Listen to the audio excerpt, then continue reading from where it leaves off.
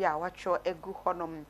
I say 300 students, 200 teachers awarded MTN scholarship. Price per bag of cocoa increased again to 3,625 Ghana cedis. Vice President launches 10,000 young entrepreneurs Ejumera program. In Kasiem Chiefs praise government new month over community mining breakthrough. The Daily Searchlight. Fisheries Minister appeals to EU to lift fishing yellow card on Ghana. Minority demands head of Russian Sam George over DSTV. The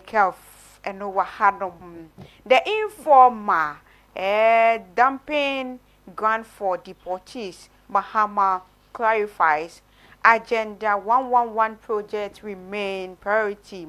Bawumia pledges completion. With obsession with voters undermine sound governance. KGL Foundation revitalizes the Ghanaian Times and so the Nadia Abba. Concrete action now. Public expectation on president meeting with CSOs over Galamsey. Galamsey pit collapses, 5 dead. We won't be dam site for deportees, President Mahama. Daily Guide. Apologize and resign, minority to Sam George. In Kasem Chiefs loud government, Newmont. 7 killed in collapsed Galamsey pit. Nurses, midwives protest over 10 months salary arrears. KGL supports under 17 court soccer championship. Daily Graphic. 75 years of truth. Daily Graphic, the nation's trusted voice. Chief of Staff. Energy Ministry pushes for open bidding for power generation. Cocoa prices up again. Ebusia and Semono Dosso papa.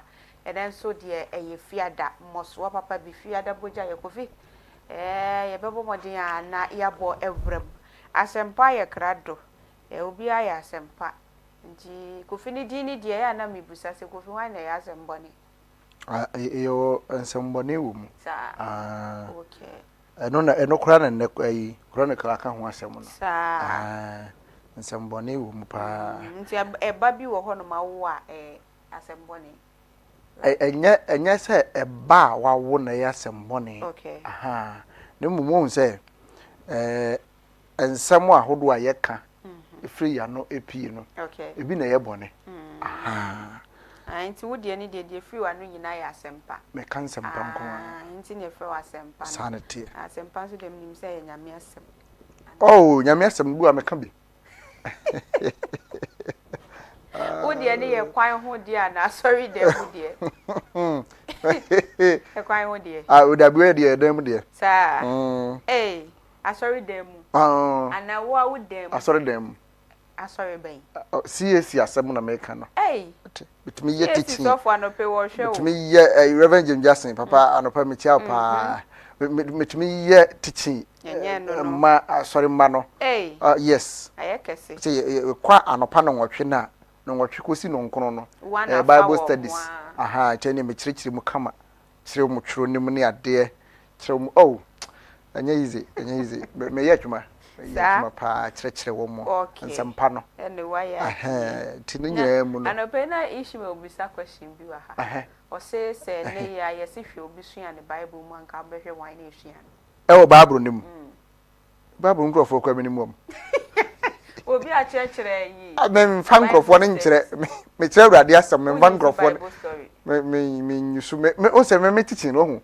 Ya mental enduele wo Bible no mu mo. Me nya yi quotation ne pa. Na me de quotation na be botam ene abrabo a ye bo no. Na me de ya teaching no. Okay. So abrabo bi wo Bible no mu so abetimi de aka ho akyerɛ. Men de Bible no mu kra Yesu osiafo no kra hwan. Peter, John. Da bi Peter de oni suman. Peter. Okay, come me ye osuboni Yohane. No ane John. John no. Go fellow. And come in me John. Then o ye anti. Eso obo na bo Yesu asu. Nti wo pese obo hwan Yesu. Me de no, me subo na mpese me bo no. eye wo mu hunu han no kan pese me bom asuba han nim okay nti no okondo se nkanya me adwuma kra obeye bi no wa cheche nkofo se de be umbehu yesu no kre sa na kan memepe ti me cheche wo mu ananka omu gidipa na ma bom asu why ade gidie nje nkwa be amen mo by 2027 dear nye no na bom no me bo asu na Chronicles yan kan Proverbs okay na wotwi mu de chese Proverbs na o otu se asem wo pa Proverbs chapter number 8 verse 7 Proverbs 8 verse number 7 okay we say for my mouth will utter truth and wickedness is an abomination to my lips okay and no na me kan see for my mouth will utter truth and wickedness is an abomination to my lips. Sana Proverbs say yenkinkan 8:7 no. Sa ena no pai wase yenkinkan ti uratwi ne na fe yenko ye ne mu. Osi na no kre free manum. Na mano achiwade ne abonefosem. Asem panini. Free manum. Mano achiwade ne abonefosem. Sa. Okay. Eti emma wano na chiwade pa wase kano pa no. Eye abususam nkontompo okay ene ensam a edi nipa kose yemu ma we enye wano achiwade okay na de esese eda wano de bia no enye no koreka de de nkoso beba ene de de yedie ebeba enipa asetremu eno nko ane ade a esese ka wano sa enete o nse tworo no da ne da nyina okasa bebuom wo se mode wode ma musa na ye de wode ma ya bebuom ti obu be anu wate ase yie se enema sese ka wano no se ye ka se ye ka obi anu a ne ye no se bi a obi a wodidi na e ka na no but the e ka wano no e ya asem a e free wano aba okay enti enye nkoso enye de yiyo ene empuntu ba nipa abrabom enye de wo seye ena eba eba ne saa ahwe a na ankowie uye sa ena etie ande Chronicle akan asem pa na yenkoye nimu na fe yehwe krata no nsem bia ewu mu me hyase e de free daily graphic mu krata fa ya etoso edu miensa ena mewo mu yi daily graphic wanyini pa o wanyam free share na de oson num wow oh kama wanyini pa beso we nipa anko kɔ na homegye mu kora da ya wo twɛn na no mo sɛ wo mbɛhwɛ ne kama ayi kratafa to so dum yensa kora wo graphic mu no wo bɔ amane sɛ nyame ya dum wo sɛ ikuku akuafo atede akua ne sɛ na wo twe awie ye university akura ma kɔhwɛ mu koku okay cause sɛ me sɛ mo ani nkɔ me kwa kɔhwɛ pa ɛno akora na ayifo no enhwesofo de frɛ be kura sɛ sɛ de mu asi ayɛ de yi enti meba behwɛ ana no so meba dodo okay enti me kwakɔhwɛ oku no na mahwɛ cause sɛ no ɛbo akane na nkakuafo gye a aban ba ya wo pagya sa abo mu a ɔmanfo kasa yɛbɔ aban itu so bɔ yɛbɔ sɛ aban itu mu ɔden wa makoku akuafo no 3228 cedis pɛ ɛne amanfo kasa ho a na aban asan yɛ nhyehyɛ foforo asan de bo foforo aba ya sa abo no sesei ɛyɛ 3625 Ghana cedis per bag bia nti na kyɛ sɛ sesei kokoku ayo ne mu ayɛ de nti wo mo a aban di kan atu mom de abufuo kotwa gu ye ne sesei wo mo no wo bɛndan no so maboka ne kapa na abasa no nti sesei so besan kodua wu so besan yɛ ndan yu so wa udua kuku asase ya bepum se benyi a wa mfifire bete wo no wankasa behunu sesei aban ye bibia benya ntoboase ama no nti saa na akɔkɔyɛ nnura so afɔ yɛ ohwɛ o man sika sem so wode ebeto Ghana fo nyina nim sesei de nyame ya dom kuku no yatom pa ama asan akɔnenim na me kɔkrata fan yɛ toso edu enson nnura mampani John Dramani Mahama ɛwɔ abankɛsiem na ajajefo mako adrinu ba 21 wode akofena hye wo nyina nsem ema wo hwaye na wei eye mako adue no 20 no omo ekọ high court na omo akwakoye adwuma na afi ye wo private legal practitioner baako a wono so requirement ahodo esese lawyer ni wo famu bia timba be judge no wono so wa famu bia nyame na dom na wono so abeka 20 no eho na mampani kasa wo pa ana wo kire se dwumadi a wo mkwakodi no enye se bia ne fe ana se bia sebe wo mu nim nwoma chen wo bia wo asase wi so na emom adwumaden ensini anem enu nti no makwakodu ba bia o maduri na adwuma o mkwakwaye no wo mo nya adwuma ema Ghanafo enya gidie ewo judiciary nim esanse currently judiciary ye wo hoyi gidie bia ni omu biem sanse Ghana ni nya case ya opeso wadi kusu ya national put na asem wo ho a sanse wonim so wadi kokot ye nkosi aga eti wo se mampani ka kire wo mo se wo mo ye Ghanafo nya gidie pa ewo judiciary nim obi hunu se minya asem na ekudu court pa eyedin yebedi mu asem ma me asomdwe mu wabra kataso mu asobia emma wo mo ye ne saa ebema gidi akane na Ghanafo wo ewo mu no ebesan atumi ababiem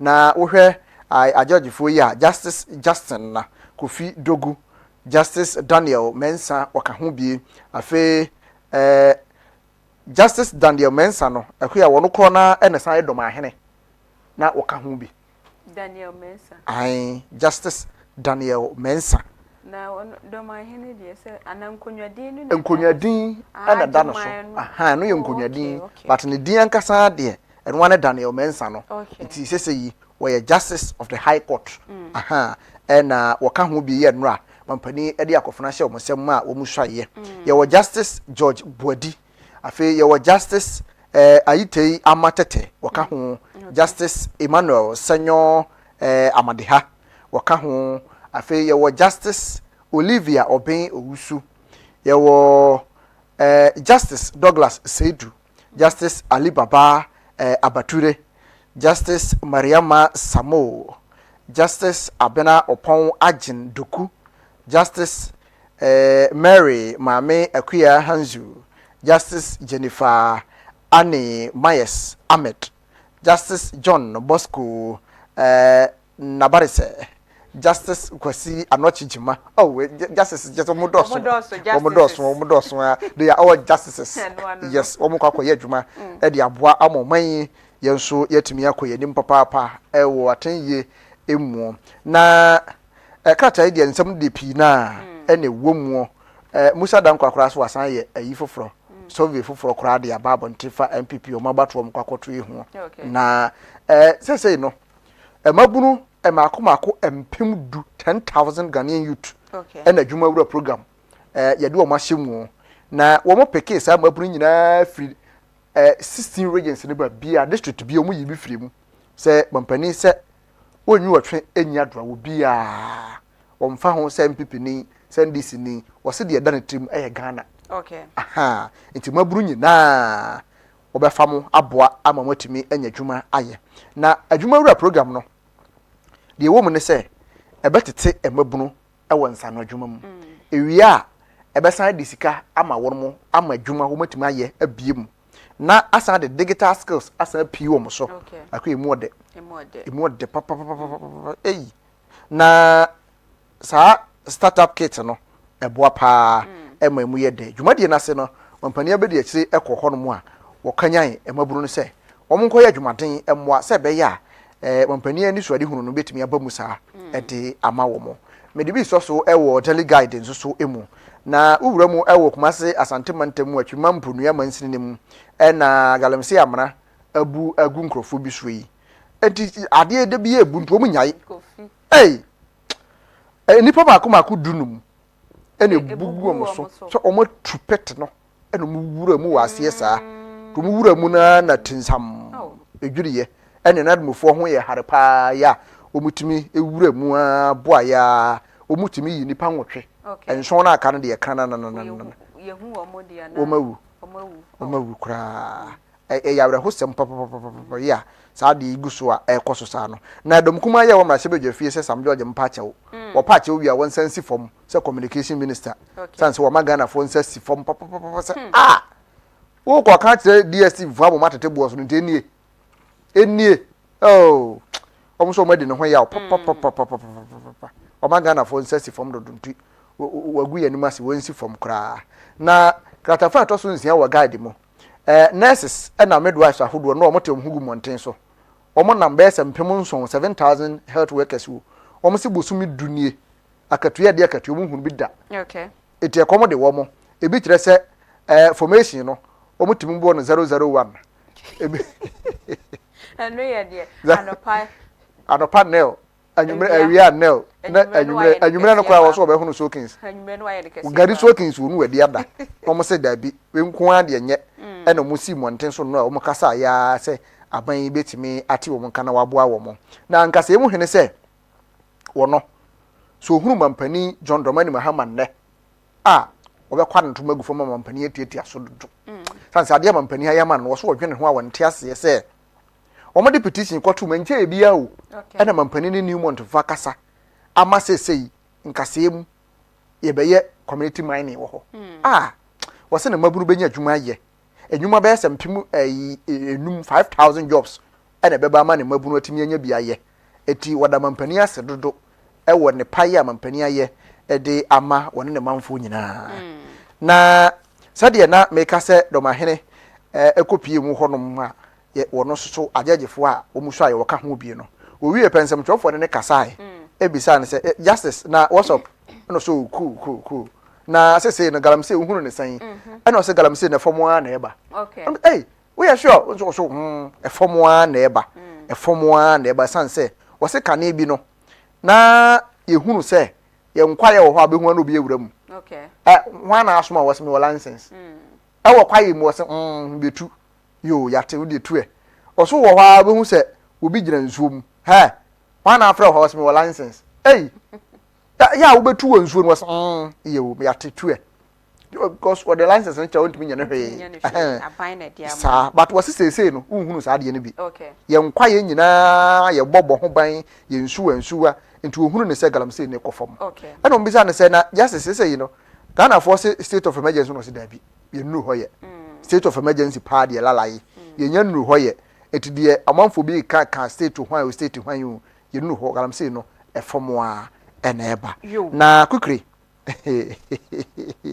ayi Metromas mampani se wo be hyemu kena wo de buses foforo asan abre wo mo nti ayin pa beboa pa ne bo fofofo nti basa akora na ahohare beba ya dawafo yi a lole fe obi ya charge de opei Metrobus no ebeye ba akopɛ na ye ho ahen han ye bi akobi asua no mago ne bo se fofofo ofie ne beyi wa ne beba pa ebe di nkomo afa ye nuan masofo yi bi ho ofisa ne de beye de asofo be papa Ghana de ya ye wa Ghana ha de bi mo ne ye bi nye okay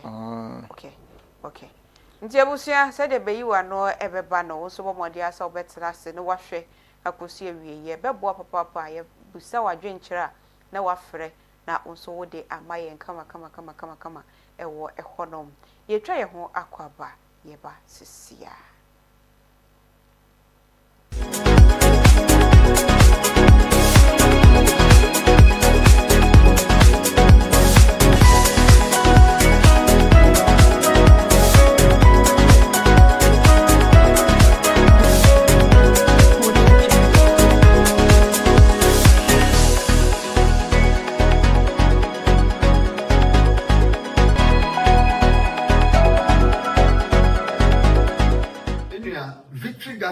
na wati ni dina tia ni se na edro ni tie na no pasem ni se edro we adwuma ye titru pa ni se ebeboa ananna ni srade ewo ni badua ni muntin mu ama ohu atwo kura ye dika obabi wo ho a okomfikyire a ema edro ewu nya ye victory garlic mixture ebi kura ho bekwa ewie wo ansa na ba eye victory e na wuhia wunya victory no ma na busumi biara ubenya ofikyire akwa empa ho kura eno de achi a obi wo ho ani ti na tedwa no obi wo ho ye adwuma kakra bia no abre na nakoma bɔ ne periperi ni nyina ye mogya entimi mfa akoma no nkwa adwen mu eno ne kofa saa de ne ba odofo mesrew so wo ho na wonsem ta adwew ebia wonsa no sei ana wonam mu na esi fom no kura adwew ana ayatufo sɛ de edi fom ato mpagoa mu a a victory and American from out. Unum victory as I know my ever boss rate now. Ebejai, the Ottawa and I went in the win victory.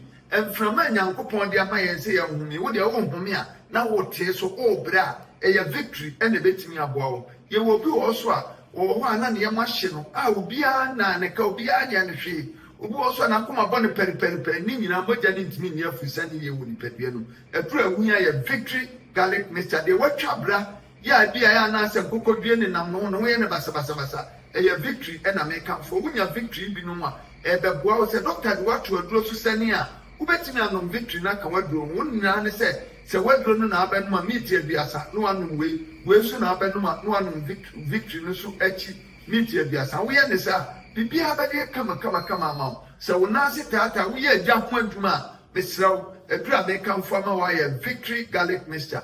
Mr. Nipa bia bia dance ya pese fa o ma dance netie. Na so also koto a benya sa dance krono a. Ntwe mi nyini mi mpedwa mi ntumi ni di mi yare. So mene ko be 12 years ni ma num nduro mojeduru 5 minutes de tim matutu. Ana say na meti TV ntumi na mehwe ne mu say. Moton drobi as victory herba victory garlic mixture nem todru sa wa modru no asa modru no eye papa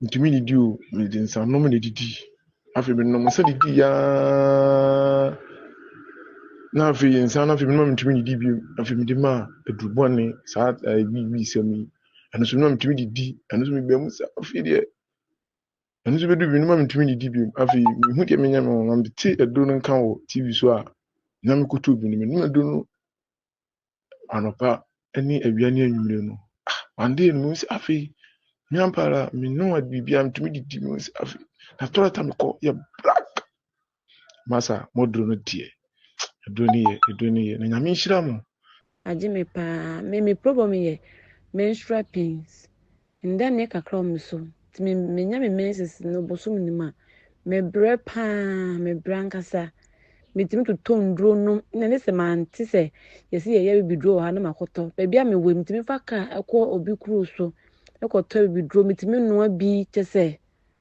na victory ni de in fact I don't know minim de wo mu de me koto obi me tie advert no TV so sada na me sorry anwumre na me koto ye na dana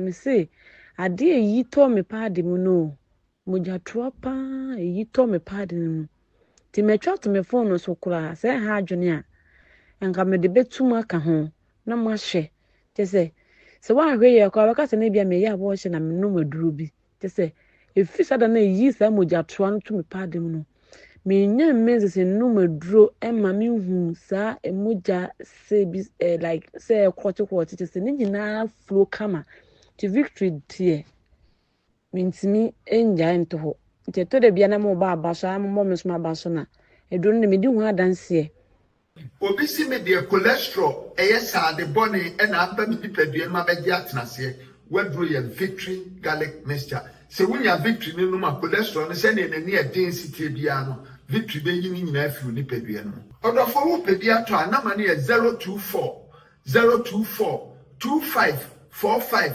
633 024 25 45 633 and now 020 129 3280 020 129 3280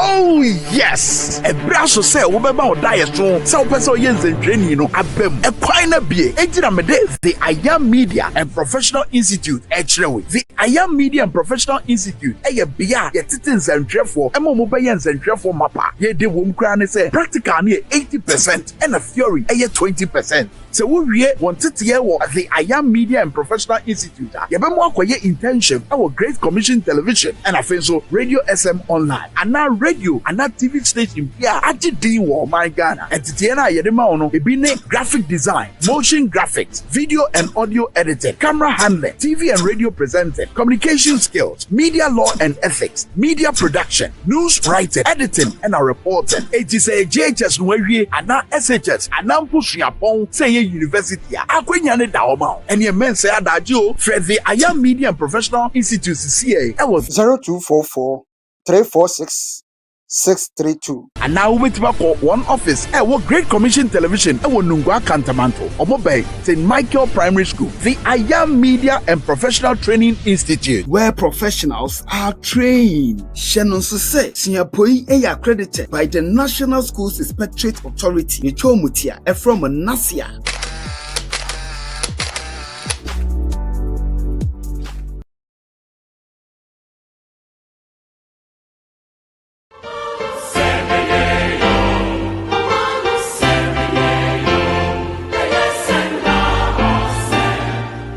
So now I say wajibrena watchen ama yadan ye ho aba. Ebra so say yedi oman ni mu enkomo na fe. Ma hodo be boa yin nyina SCP asitade ama ye man sinem important mo ho ya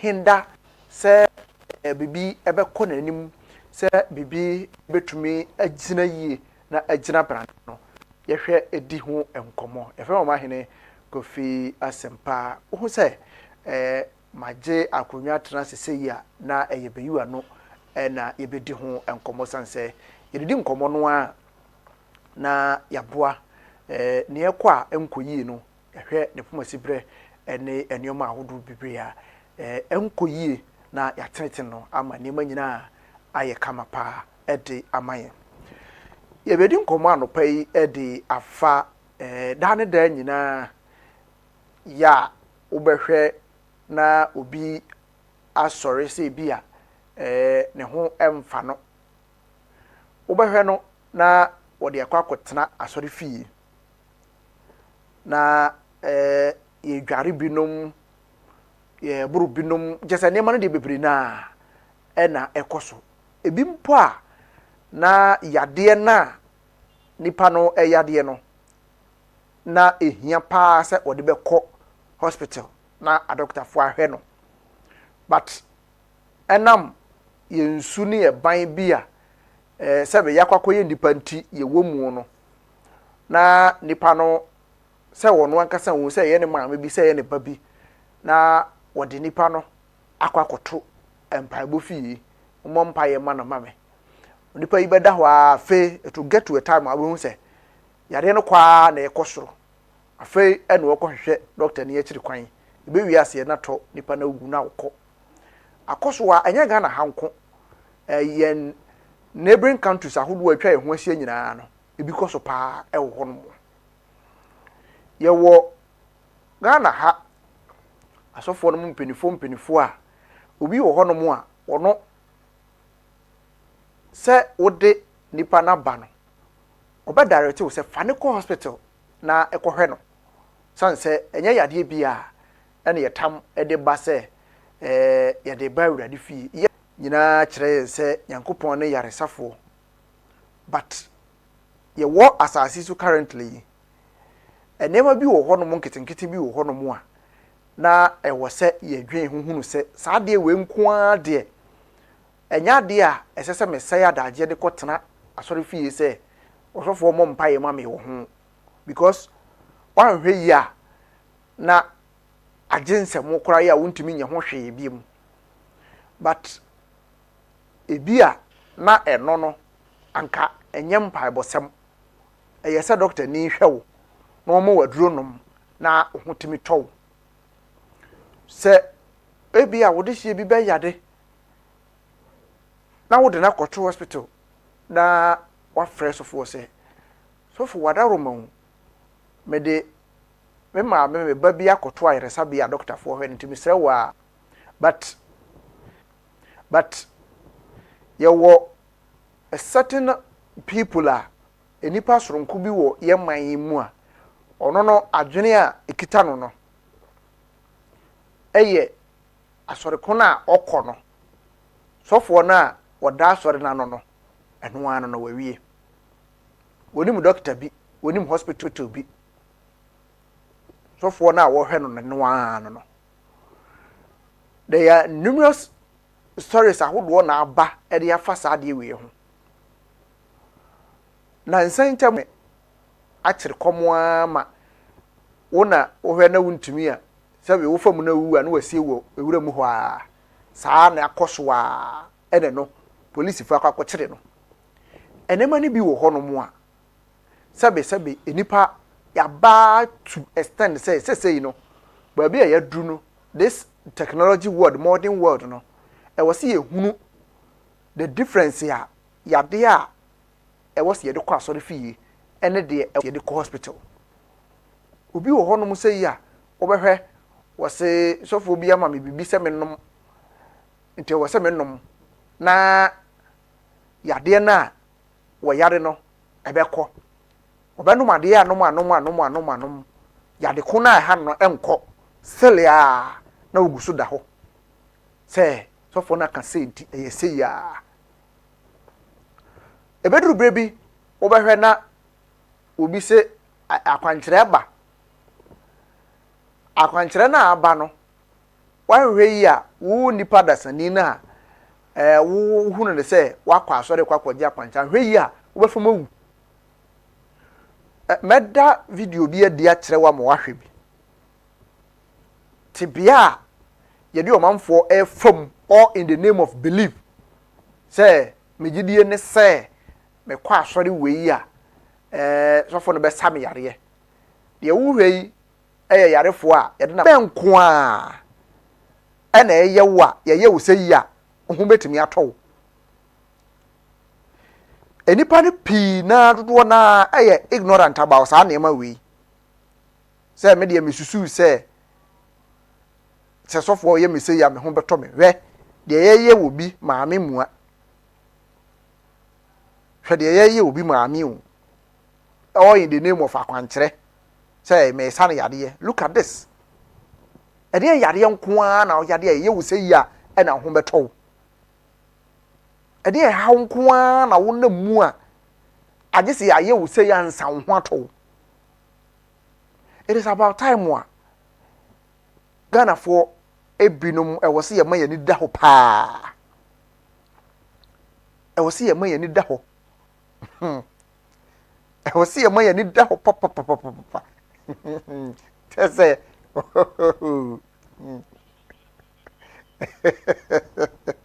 tese watam no to no twena konya so no ye na ne ho atododo no enu sei it is as if say enipa no bebre sabi o ma ton o conscience no de ama this so called prophet no ye wo papa no wo ho obi wo ho no mu a wo ba wo mfa ne sampo nka wo wasa wo yade say ye yade a say e wo say ye sa no honhom mu a obesa wo yade so easily but ebi mu wo ho no so ene say de obesi achenchere ne ho aye hwede ye wo hweyi wasi akwankyere aba ne se asorefo no wonhwe wom akwankyere aba ene se asorema no wadi ken behwe wom enti woso obo obi ama maako wasoro hwede ye wo heyi wewu wo betam na to na twene eno no hwe was aja babi a ye dru no ahum yenhwe yentena sidin na ye analyze nneema yie yentena sidin na yenhwe nneema yie e de kire se ye tena se ya ye nneema se ya ye bekunkum ye ho ye bewuwu na asofo yi da so tete ho ye bekunkum ye ho na womo a yede ye gidia hye wo mu no omo da so tete ho anya asofo nyina na obehunu omo so omo ye saade wi anya sofo nyina enti menka enka wo mu nyina mfa mbom da bi menye sa mfomso no da ye wo bi wo ho no mo nyame asofo no mu bi wo ho a wo hwe wo ne ye na very decent na mo tuo hawa osi ema prophecies ahodo sade osi ene na sori ma di nkomo sade mpo nkom hye kora ba obesi afa so aka no de akere na sori ma no eye soronko ebim so wo ho no mo a da bi won de wo mpene saa opaso obi ahunu say yes won de wotu bi he de ye obi adan ede ha nko na so pa di ye be jojo wo sei e wo dom mu ya camera esi uso ba bi ya duru no ya kɔ atra saa nneɛma wei nom ya kɔ atra saa nneɛma wei nom sɛ wo bɛhwɛ na yadeɛ kora obi yare wo so de kwa yare sabia pa manka doctor ni fi no hunu sɛ ɛyɛ wei ɛna ɛtete wo no ɛna yadeɛ no bi wɔ hɔ no mu a ebetumi ayɛ wo a wodwene wote hɔ a wodwene ho sɛ bi a honhum kora yadeɛ na ɛyɛ wo no unko hospital ma doctor ni nkyerɛ wo de kode potia ɛyɛ wo no ama ne ho so no a wode nipa na kwakotena asori fie se momom paye ma no afi be wiase na aginsemo. It got to a time I had me nyasa encounter ibi wow sa openi bi a ono ne yire eho dodo no tam na yire de ne koto asori fie woda hwa na wotwe miensa afei wono wan hunu se emu ya ye den no sofo na nkasa nka kire ne se ba bia duru di openi fa ne ko hospital wode ma me ne ko duru hospital anwumre na eno free mo but sinke bia wode ne ko hospital ne ntemu a enka doctor fo tumi hwe ne ma ne ho to no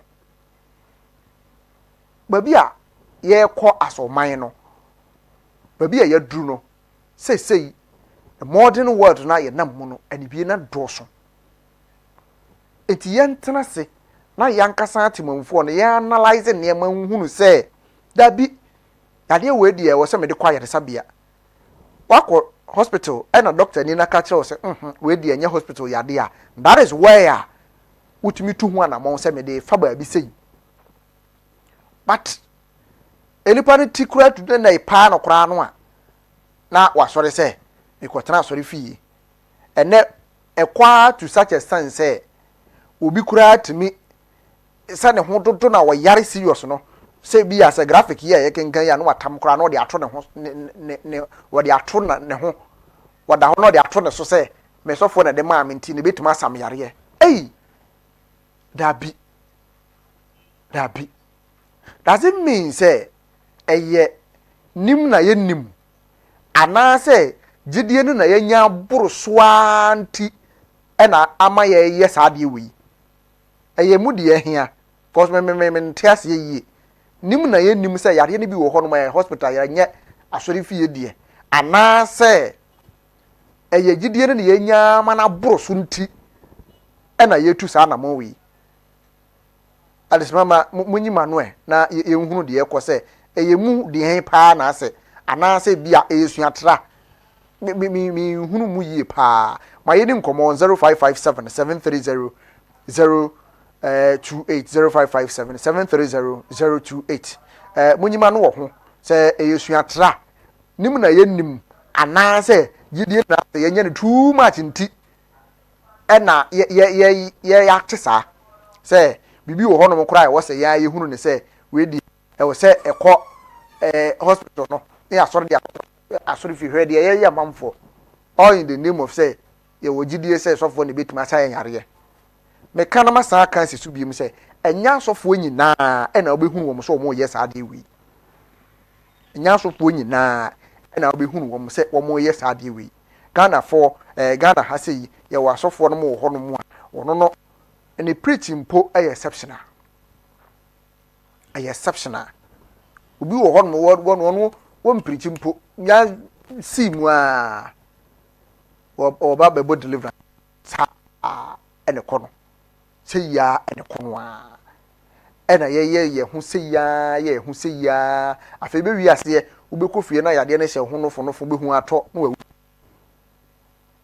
no wa wu no kɔ sɛ yɛ tam wato adwira hɔ yi ɛno na ɛbɛma wo ho atɔ wana no na ɛbɛma yadeɛ na atu afiri wo mu ana esusua mpa sɛ ɛyi Jesus na yɛ nyinaa kora di n'akyi nto ɔba asase so ɔtam nkrɔfoɔ to ɔmo twene sɛ yi ei ɛna ɛsɛ sɛ deɛ nsɛnkyerɛnne na agye no ti kɔ another extent ɛyɛ mu deɛ ɛhe paa ɛyɛ nim na yɛ nim sɛ bibi wɔ hɔ no mu a yɛ hospital deɛ na nyɛ mpaebɔsɛm bibi wɔ hɔ no mu a ɛwɔ sɛ yɛhwɛ ne yie mama matifo onyima no wɔ ho wodi ne babia kasa free o dabi wantimi anyina so kafra san fred na ebra iwa no wɔ ho bie on 0557730028 wodi babia kasa free o hello baba me ba cho me mama chi o do so pani reverend simponi atwoma trebuo mu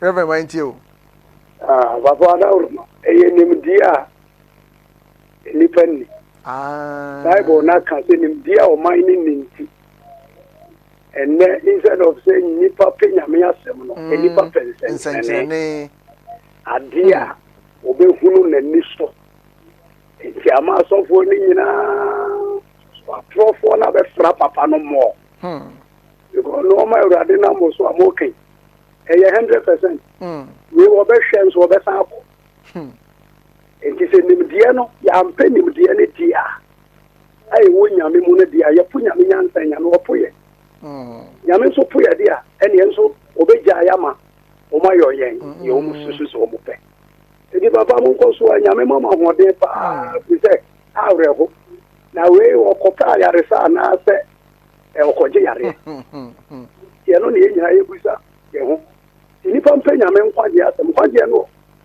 eneze ne sofo nhyɛ nkɔmɔ obefiri akɔ baabi sisi sɛ ɔmen nipa pɛnsɛnkyerɛ ne deɛ adi sɛm kaeɛ no papa ne nyinaa bɛm nti nyame nhyira mo sɛ mo brɛ yɛnyɛ nida hɔ ma Ghana nyinaa ne wiase nyinaa awurade mo ama hoɔden na ɔma mo dwumadie yi nterɛ ɛda ase nso papa ɛne ososo deɛ wɔkyerɛ sɛ ɛyɛ nhunumu ɛna nipa nyaayɛ saa na ɔno Reverend ehunu no sɛ nhunumu a nipa nyaayɛ nti ɛna saa nneɛma wɔ nyinaa ɛkɔ so ososo deɛ ne sɛ odin babi free.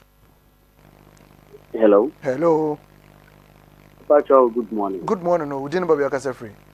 Pacho, your friend at time because I akutia sing with you. Mind you. Pacho, I am in sing no mabiase. Na obuni ko de nyame sumba akwa san the hospital samba. Nem buza se, ebi na kanyame sumba biana ebi na wo hwari. Ebi na wo hwari. Yeah. Let me say the guy 20 me and Katan me see the more example. Okay. Right, I would do me. Now once a boss look into a car bone, was a little nine. Now the mission of Papa Fat is you yourself so me was so meeting. Yeah, they are blaming me for doing 9 so make them do good so 9 one. Of course, it can time and I I've done 10 years. It come none of the things the when I am that a young man say again. I don't know someone you be saying. When now a man a high young is the evening. When I say a friend is I know when I die. But nowadays I'm not only buying a company, you know, any Amazon. And they are near Pian and I'm cut pay as we have on some. About never casting we pay like I saw your bronze. Yo, that's a papa, and also so dear. I was somewhere in Tia was so agent to be ever say a year Nimuna Yenim, Yana Yaira, and I said Bia, a year Gideon Roswa Yenya, a nipa binu. And now, Mamma, this Sunday, my wedding, we didn't have a free.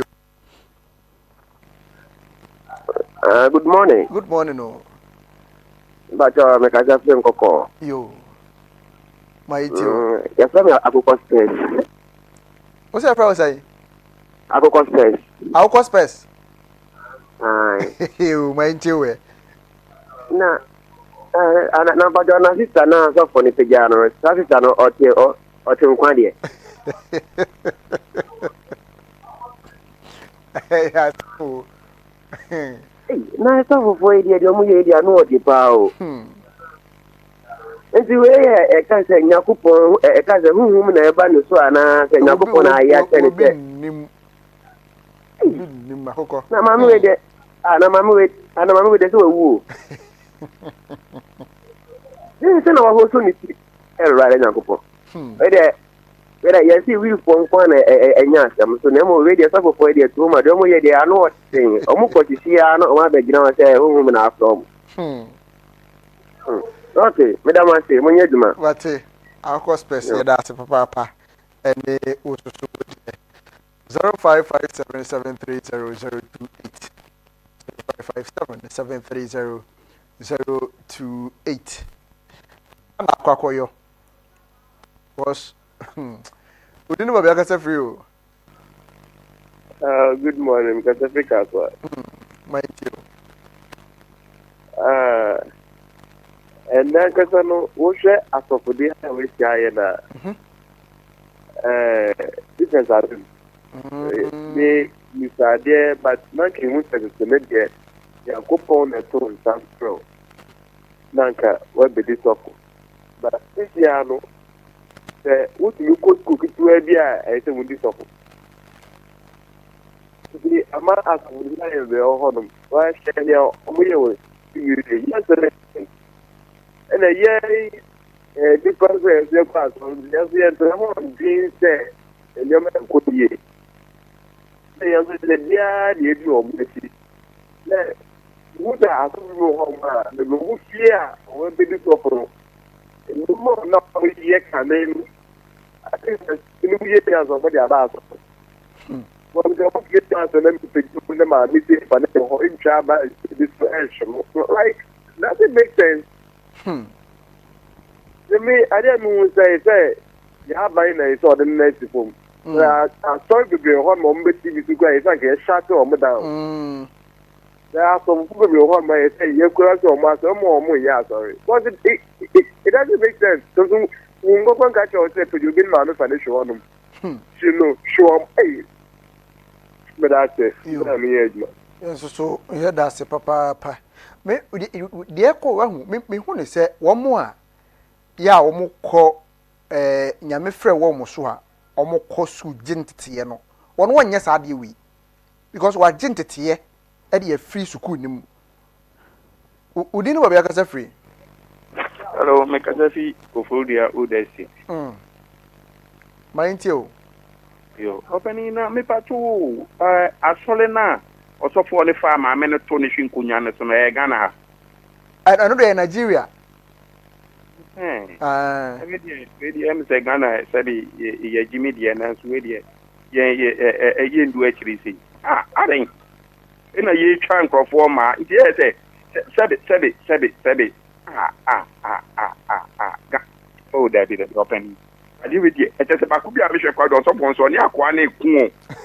Opening, then a very happy. Then a very happy. I stop for no to say what can be brave because we are Bonsamu. Near Becca. Because we have Bonsam, no be the actually or Tony Show on I day. I could be practically be betting me one and film. No, you will lay a chance of one on now.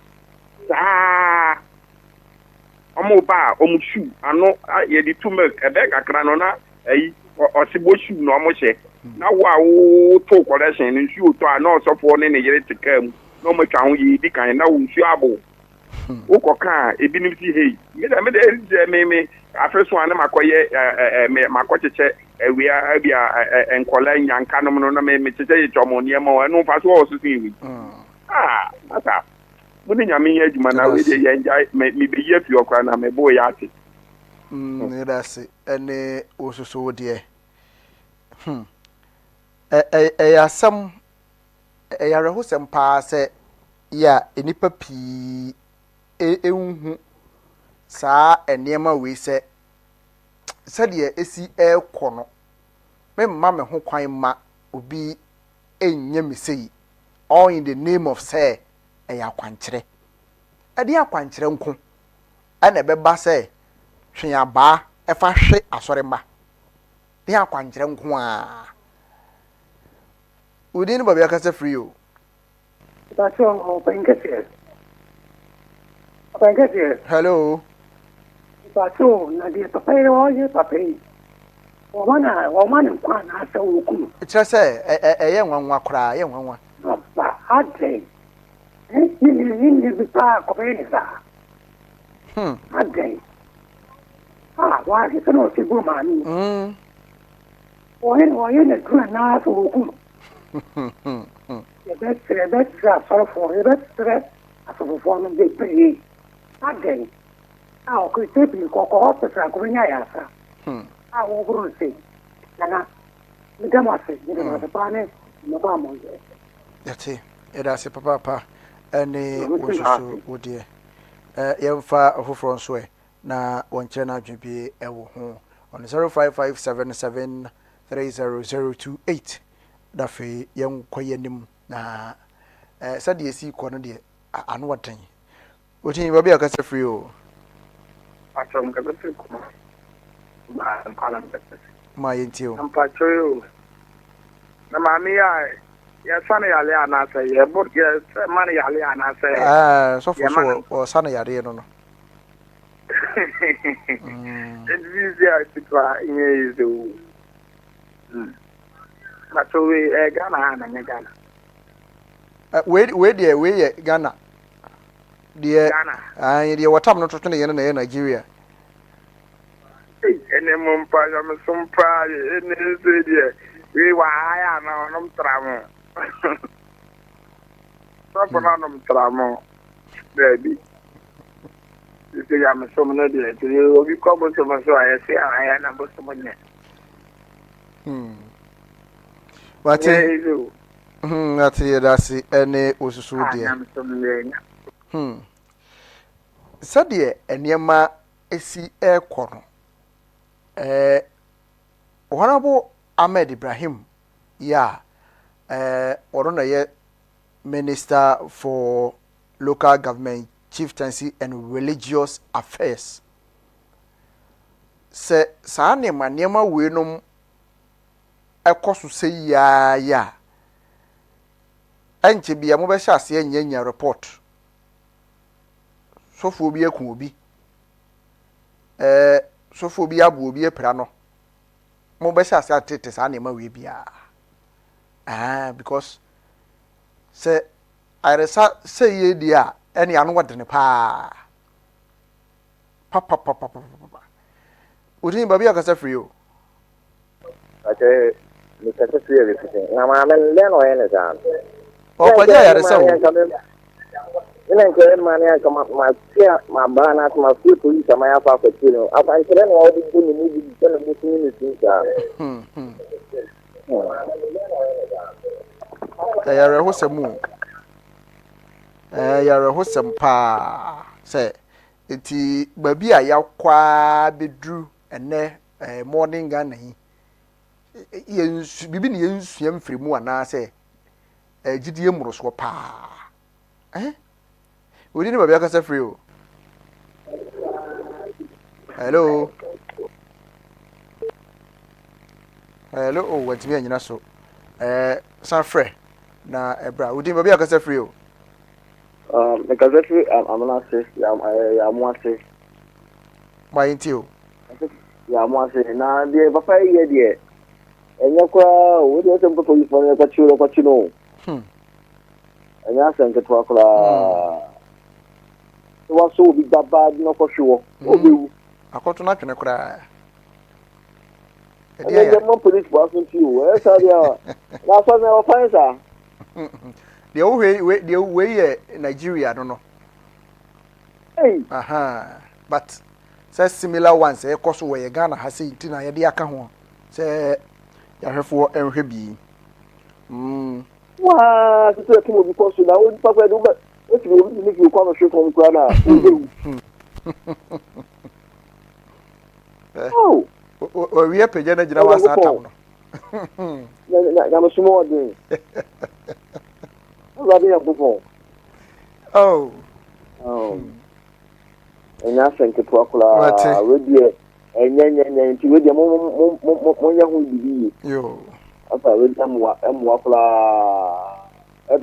papa ni mu pa wa so ni mu atu na kura kunya so oh ne entra mo no so yo yati ne wososo wode ya wode ba de ebisa ne se eye enimdia ana sabe nipa bi ehunhunu ana se bia gidie moroso ena yenya ewo enipa munti ena masa anema we nyina da so koso wa sore dem emu de hepa eno ena ye fresh wo fresh obeyi wa no ewo ho wudin ba bia kase free o make us free ejima ko okay central region right my intel ame pato we dan no na ye peja obi ahwe wasa wakwaja ayare sawo asore dem mu ai so we do we na what this is yale anyway yakofio oh dabi we also I process for something come na we there ye kunkum asole mafui oh that's it you ye da osusu ase papa because sanema we ya kosuo no the Ministry of Religious Affairs no it is about time we say almost as tutu nsore no bi mu we didn't have a free you. Hello. Hello, we didn't have a free you. Hello. I'm a good morning. Good morning. Naka free. Yo, my intiwe. I don't go for Wajimiana. I'm pacho, Mesro, Dabi. The old kind of Mesro. Menso soso menyene wo hada wadaroma atemdie pa de menye wo ha udin ba bia kasa free hello udin ba bia kasa free o so mi kasa free asaman kesi openi my intio na mi bisa se osofo o Ghana na Nigeria de wo hwe na currently ye da so sisi yi no eni ye Nigeria ena nkae ne ye Ghana Ghana sofo ana Nigeria sofo we Nigeria sofo se Ghana ha ye ko Nigeria hobi ndi bisa ana ye editing bi na nkofo ya betu ana na be nya editing baba ndi oku na mi nkofo mu oku ni na mi pa mi kasaru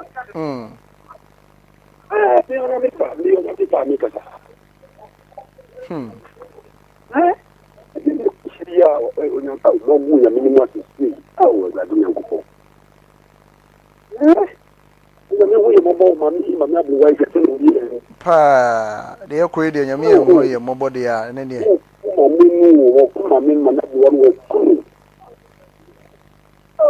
de ko ide nyame ho ye moba ne ma nyina ba nsem eno ne ade a ye bisa sisi yi se enimde ena nipa ni ana se gidie no ade agye de amana boroso na wodi be na ye duma sa Yesu Kristo shia o se ujidi aji ukwa obi ko ba Yesu Kristo e be ti ko kemi ti na ni ba ya ri wo si e ga no ni ti ko fi o na wo de kabibi keke kabibi Yesu ka ye se na wo do fi no wo ba no ma to ampa so ko kwa ni so ku ki okra ni ba no ni e de ni to na se mo bi sha no kwa ni se wo ba no ni wa to so wo ni dia tra se na ye so pu duma no nyo no kwa le be ka se ni sa ari an kana be se ni so pu onya mi kai no amen yeda se papa ni sa regu ka mi mo afi mi kai upa rasi ene osusu die yemfa ofoforo nso na yenye ono so na adwenkyire bi ewo eho udin baba yakasa free o me ga free ni wa believe okay why ain't you na really I undertake arrange on na mo ko amo bo work to try hey Na we dey say me ma me no kura na me di Ghana kura to me tell 20 kiti kura ba le. Asem. Asem papa. Ebi mu to fa 21 akwai wonu kwa na ko ya na. Ohun sa asofo nsensem yi a ikoso yi a ni wa bremu so se bi asi ho saa. Mama to yo. Easy. Na we na wo le so okunu we re enye ya le sana o sana. Bache.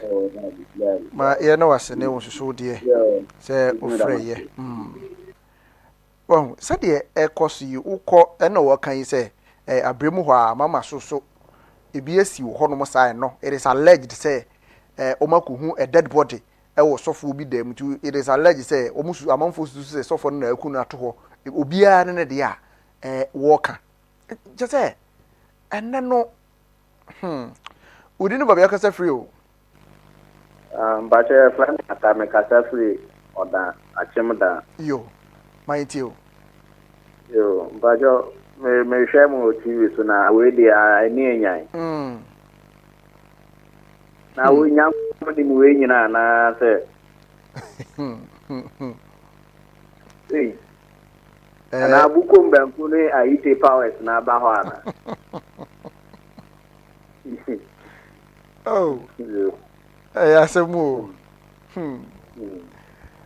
era si ene osusu se ofreye baby anema eka kono sabe penifo manimu a yankopon ema ya dwene se yede ebewe niema hwe se baby a me koikura na beboa me ana yes obi a right no say utimi decide ehwe saade no but despite name ekoso nyina still among for that so fall victim on this udin baby akasa free o Kaka free voter suga ko free na yeni para tine je kwa na pa ke o pensan kirene sencheni chiani yakuni ai so free die ese government no be our government no hwe bi no mu chi no mate me damase yo yadase ene wususo wodie ene ase de nipa pere hwehwa ya nsankyerene sofu de so ya nsankyerene wu eti okọ obi ho na nipa no ka no kore na wotro de mu kire na ohunu ne so ono de wanya papa ahu se de te wudi ne ba ka se free Kasa free suma mindio Paso ye wa fa wa udi ba bo mo no e Ghana ha no ai akwankyere na abasaro akwankyere na abasaro Monse pa no moncha ne ko mo pa ne for life Mate derasi ene onsoso wodie mese memfa frefo bia bi wadaro ma bia fe na ofra na odi acheme ye nhwe hunu se saa niema wi a ekoso no we have the right no say ye betena se na yahwe emunsunsun ye se ne ekoso wa haidi da bi memfa metim kosemu bi ene ase ye pere hwehwe ensankyere ne chen nkwagie enti se nipa no bette se ye se ha edema se yo no odimrika no okoho bi ye se ha se yo no odimrika no okoho bi saa ene na ye pre ehwe enti di obeto ne boase aka otro ni mu asem aka wasempa no ye mpe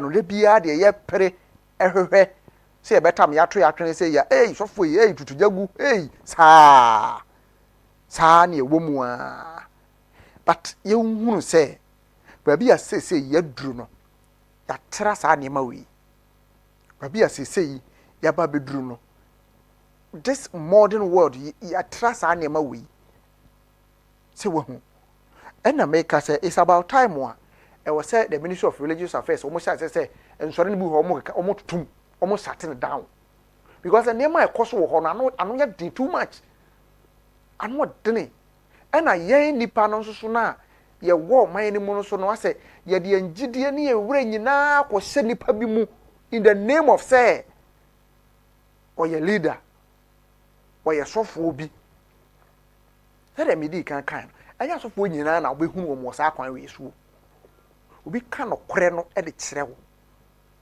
but the ono so be ka no kore no ka na fo hunu no so wonye papa so won say de siti o enti be fall victim say ya na ebi ebu nkrofo fa so ne sika na je say sabe mpanimu animu a ebi fa manfo yere no nyina adai enti yentimi nsua bibi mfiri saa de we mu Ghana ene obi timi free ha to say wo tukwan ya kwakọ Nigeria wo hunu we bi wo tukwan ya kwọ ho nyina say wo kopẹ nkwaje de free ho no mo nkwaje mfiri nipa nsam se wo hu yensua bibi mfa mfiri saa de we mu na saa enema a ekoso bebrebe nyina no yentimi ntwe ye ho mfiri ho na emmoa yen emmoa ne obi ne ba ne maame ne busuani bi ho mfa no kakra bi a o ma no so asori fie o ma ne so asori fie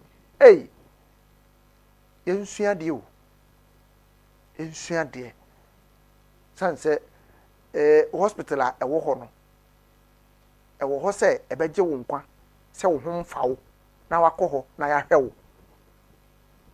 That is the motive of hospital ewo umpeso ane so ho enye se ubekukuru yarefo de na kwakoto asori fie na obekọ no de ya se eye no kora no we de na kire se we yaresa ne pa na kire se we obekọ du fie na honam nyina tutu de be nko ena obi ka se Johnson na ne Undertaker wo mo ko wrestling di we nya wrestling asori de mo pa ade ya wo penkwaje ade nkwaje nko say ya nsua bibi amfa mfiri saa de we mu a ye bekoso afole victim saa e wo saa ne ma we no ho bekoso afole victim saa eti say na keka kode ya da na think say e wo say ministry ni timi ba mu bi na wo mo sha say nsore ne bi ho mo tutum kura ebi ni abremu de asi say asore no a machine house ho asofo ne tie no there is a dead body in a room ya asofo ne tie dan mu ho so asemi ntwetwe aso asemi nyanwanwa enye hu so it is about time one I was a ministry ni bam na wo mo ne abambofo ne sha sese mo ye adwuma ye ntutu bi mu because say ya de a ene Ghana fo bi no dodo na be wu wo pa enye kra yes so pa wo yi enchere asemuti etoje yankasa se ye be analyze ne ye hunu de ye pe e wa brabo a ye buyi emu ye fre wo ma hene Kofi Asempa ye do besi na yadan ye ho sanse ye bre no aso a ene esa pina ena ewachiri ya ide ebeso so ye de beyu ano no ebesi ewa community watch jumadi no yeguso ya ekoso eda ye ho na ya bana fe na nakua so abeto so na abedi oman no mu enkomo eda ye ho na ya basisi atwen yen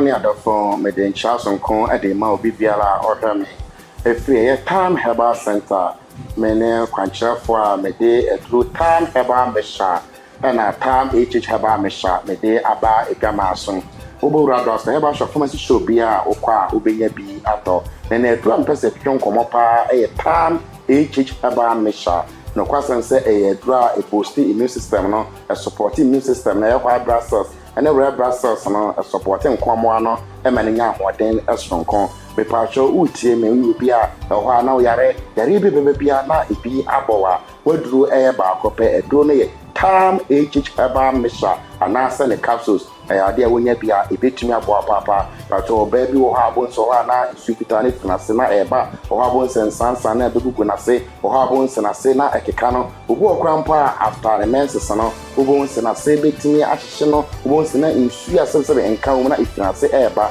me pacho ono no Tam Herbal Mesha anasa ne capsules bia bebo isa ha we nyina ade flu so ma aware so emperemfo so benya nsani yebunu be na yenka na sam ye ka na so obu abaka so ma to adurabre na emperemfo so ko dwa mienu a na hu de eba ne sent na so yo ba na se wutie mi a me kanfo Tam Herbal Mesha anasa ne capsules me kanfo adurama sanso be me bo ha no ba be ko din pasogro efiri na nsen ko no bonsi nsupita ne firi ne be ma na eba efiri be 5 days ko na nsuo na ni asesa na ya brownish color na ne be ma na emuya ne ya na ne mu ahihye no obu okra okodun so kra pa yiso kodira mfikyire be na wafe ne sen na wakwa akodun so bonsi ne be ma na ahihye no na ekuro abamu obu a ne de no wa treat ekọ ne so ho abonsi ne mu na eka na pe pato ye be ma na wutie ni a eturo na ba akopɛ unya Tam Herbal Mesha anasa ne capsules a na ade a wonya bia ebetu aboa papa ama won so watumi adon ho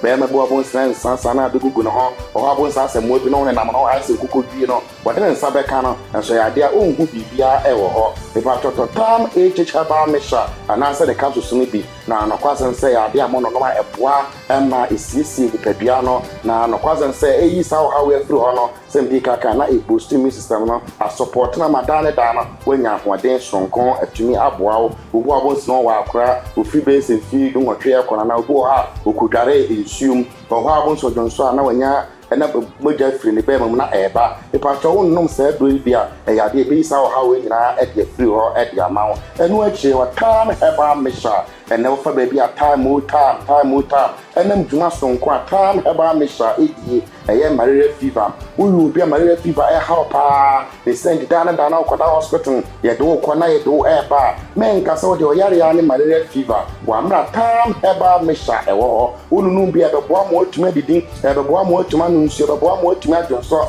yare wo kwampa betre video so na manka nsuo do na ekọ sanse yankopon e na se yare ayare safu yankopon nsuo de bia Tam Herbal Mesha mu ya dia wonu no bia ebetu aboa papa obu abo sna na honam na ehyeso no ne honam na edwa no obu okran mpa okotoketa so a opri koto ha na opri koto ha obu okran mpa se ye true na ya tumi na so malaria parasite na eba ni padua ma ya o ha bebri na edeprewo obebu okran mpa wotimi ka se ebe bo so be nyensa ohun ne mogani ana ohun ne menses into wanyam obako hospital doctor be ne lab no na malaria parasite no na ado so e wo ni padua mu the same trakofa sa ha na e dia bre no e pro ba no Tam Herbal Mesha ni bi no afina sa ha we na efiri ho na ekọ people cho yo ba na wutie mi a Tam Herbal Mesha da entire mail ji wo ba ha fa efuru na sa wo ma akra nu fo ono na ontimi no Tam Herbal Mesha ni bi e no echi na ya dia e betumi aboa ama watimi ade ho ye number is 0244 417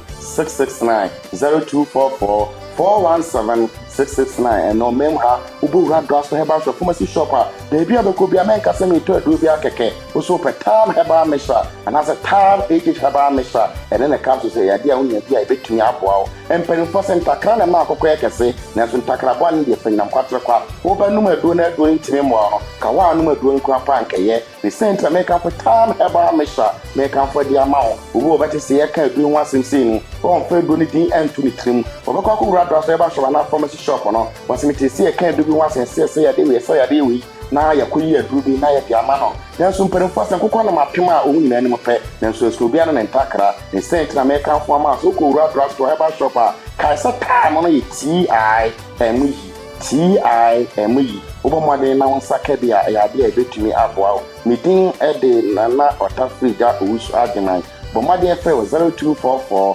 417 669 meda ti fona do fo nyina asese munya adaje na mutie me nyame adoma da sanen obesan ate.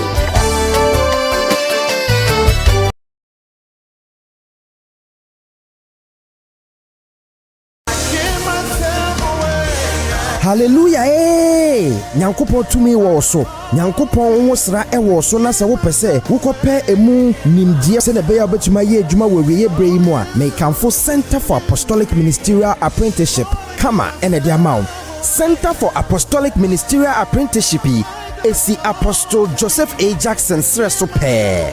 Ministerial training courses ahodo pii na yeye wudi dwuma bi ewo Nyankopɔn fie na sa opentete a apostolic ministry training ewo ho ma o yeye prophetic ministry training, pastoral or teaching ministry training, women ministry training, youth ministry training enso wo ho, Christian missions and church planting training, evangelistic ministry training enso wo ho, eldership or lay ministry training enso ewo ho a kama for eye ediama wo. Kama ewo Unique Icon International School a ebe Royal Ravico Hotel ewo Nungwa ewa Accra heya. Freyen 0500-200-033 ana 0246-819-345. Sawo beje ntete ewo kama enyema we bi na osabetumi aka ministerial license any credentials, apostolic consecration for apostles, prophetic consecration any ne akeka hu nyina won sabetumi aka bi. Center for Apostolic Ministerial Apprenticeship kama where servant leaders are trained.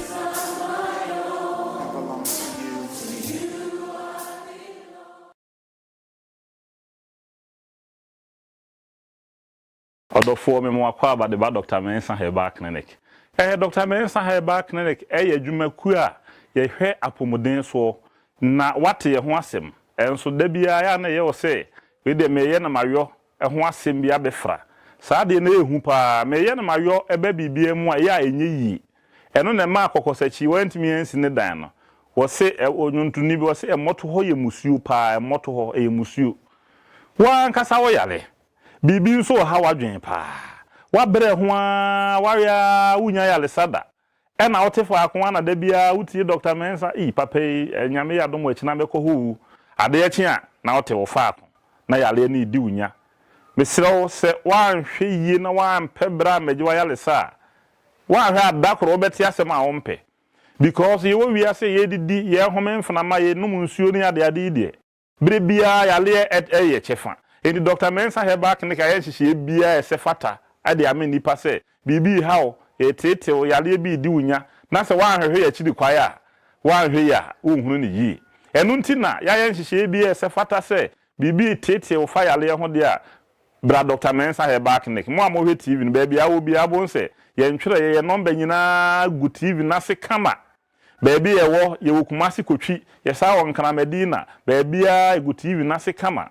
Enti wo de ye se obere Dr. Mensa Herbal Clinic na do wani a kire ho na bibi esefata no ye de abo ya enipa nyi bibi ni sa ebere bi atwam na se de na memenyi bibi ni sa ma won so nyi bibi ni hwe abrabo a ye bo na wo so obo bra ko wanim unya 40 years ya kan na ye se wo ye be ma na unya 40 years abrabo hyase e free 40 years enya no kure abrabo unyanya 18 years ya hyase ya no endi kwan bia wo se nyame fa so hyira obia na wo de hyira hye wonsem endi wan hwe ya tumi bi ba yirewa ma wontimi nyeyi eno na efen se sasa bedi nachi ono nkwa ye bibi enyeyi owura ba ko se doctor ma wale manan e manan na mesi wo munyina enti sesi a na mekose wo ba bia pekwa no mo abusuan pese wo de ne be ma me na wan ka ado be ma no tumi ye di nachi ne ma na kwan so wo nwale enu nti se wan hwe yi na wa anwale sasedura enu nso betimi adi wunya ma wa bra bom no wunya ni je da kopum so obewu afiri wiasim enu nti na Dr. Mensa bede ma yen hyehyɛ de sasedura ba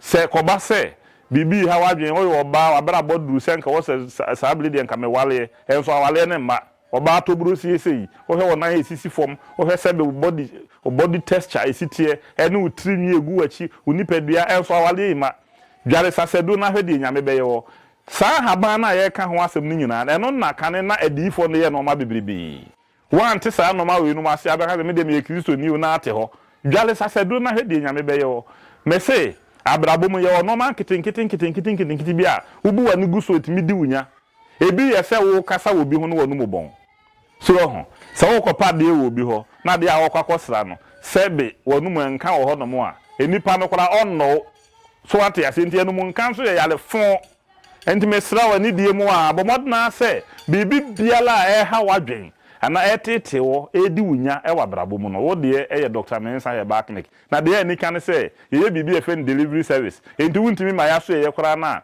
wo fa number na wa frɛ doctor menso yale asomasi na obenten na ha me enti minya de na yaje wo no wa send wo sika ba na ye de odin na o telephone number na ba bia wa de ama delivery man no na nura access factor se ye de brɛ no na ye de abrɛ umpewe na apendo kwa sesi akora de ye de yale ahodo bebribi kora ka ho so obi a hemorrhoid ha na dwen bibi di ninya abrabom no wo face challenges ahodo bebribi wo ye nhye ya ebetimi aboa wo na so watimi afa ntomapa e de efra Dr. Mensah ya chiri kwaye okumasi kotwi ye ni Guinness Depot no ene di hwani mu ena saa na akọ nkana pompuni manta mu nso a ye wo Medina Zongo Junction o man FM abolosan na se ene ye wa ye di edwuma baby awo bia so apese ye de aduro bre obi a ne betimi de aduro abro na so atimi nya wayaresa oba watena se ache o wale ye ache unu ukunu ye fono de emu nya bida saa no ma we no de edu Dr. Mensah so ye ya ye so ye no ho a ye bre na se ho a endi bibi biala e di unya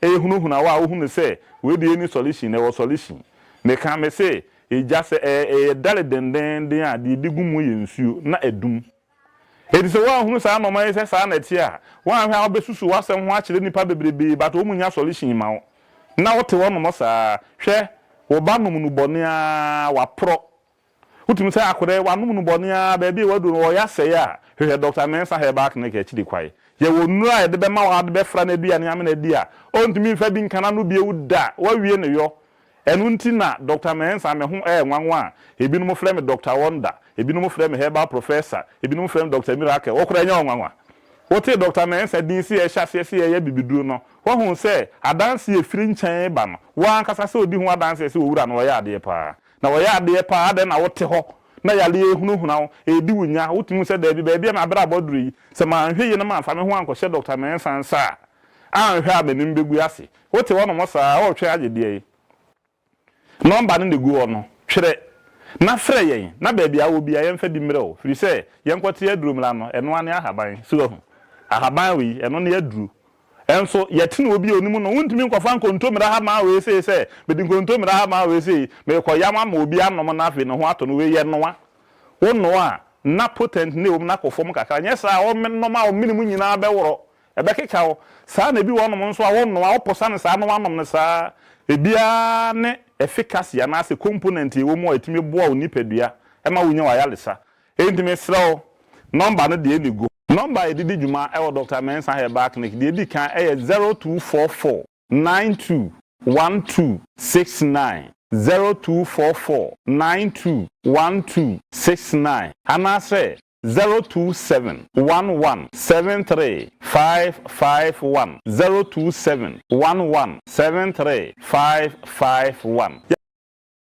Oh yes! Ebraso say we be ba diet so say person yenzen training no abem. E kwan na bie ejira mede the Ayam Media and Professional Institute Echrewe. The Ayam Media and Professional Institute e bia ye tete nzantwefo e mo be nzantwefo mapa. Ye de wom kra ne say practical ne 80% and a theory e 20%. So we want tete ye wo the Ayam Media and Professional Institute. Ye be mo akoye internship our Great Commission Television and afenso Radio SM Online. And now radio and that TV station yeah agidi wo my Ghana entity na yede ma ono ebi ne graphic design, motion graphics, video and audio editing, camera handling, TV and radio presenting, communication skills, media law and ethics, media production, news writing, editing and reporting. It is a JHS no wie ana SHS ana mpusuapon say university akwenya ne da oma and ye men say adaji o Fred the Ayam Media and Professional Institute CA I was 0244 346 632. And now we call one office. What Great Commission Television. Nungwa Cantamanto. Omobay St. Michael Primary School. The Ayam Media and Professional Training Institute, where professionals are trained. Shannon Sose, Singapore accredited by the National Schools Inspectorate Authority. Nichomutia, from Nasia.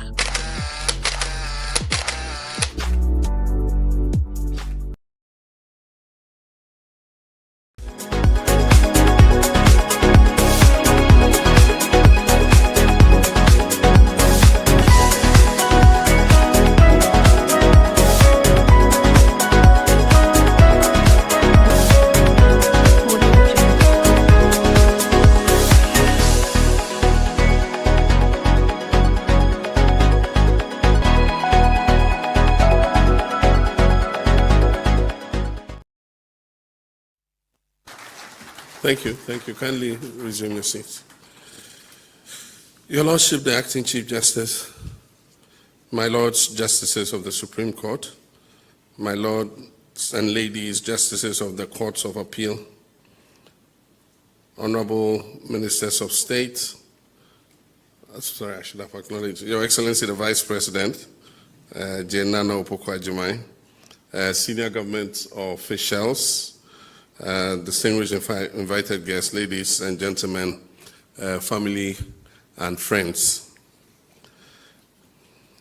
You know, I was remarking to Nana, I'm quite proud of this batch of appeal court justices because, and the reason is that out of 20, we have 9 women.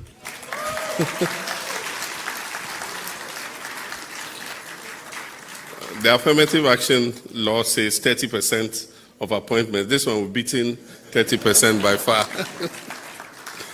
But thank you very much, and I wish to warmly welcome you to the presidency.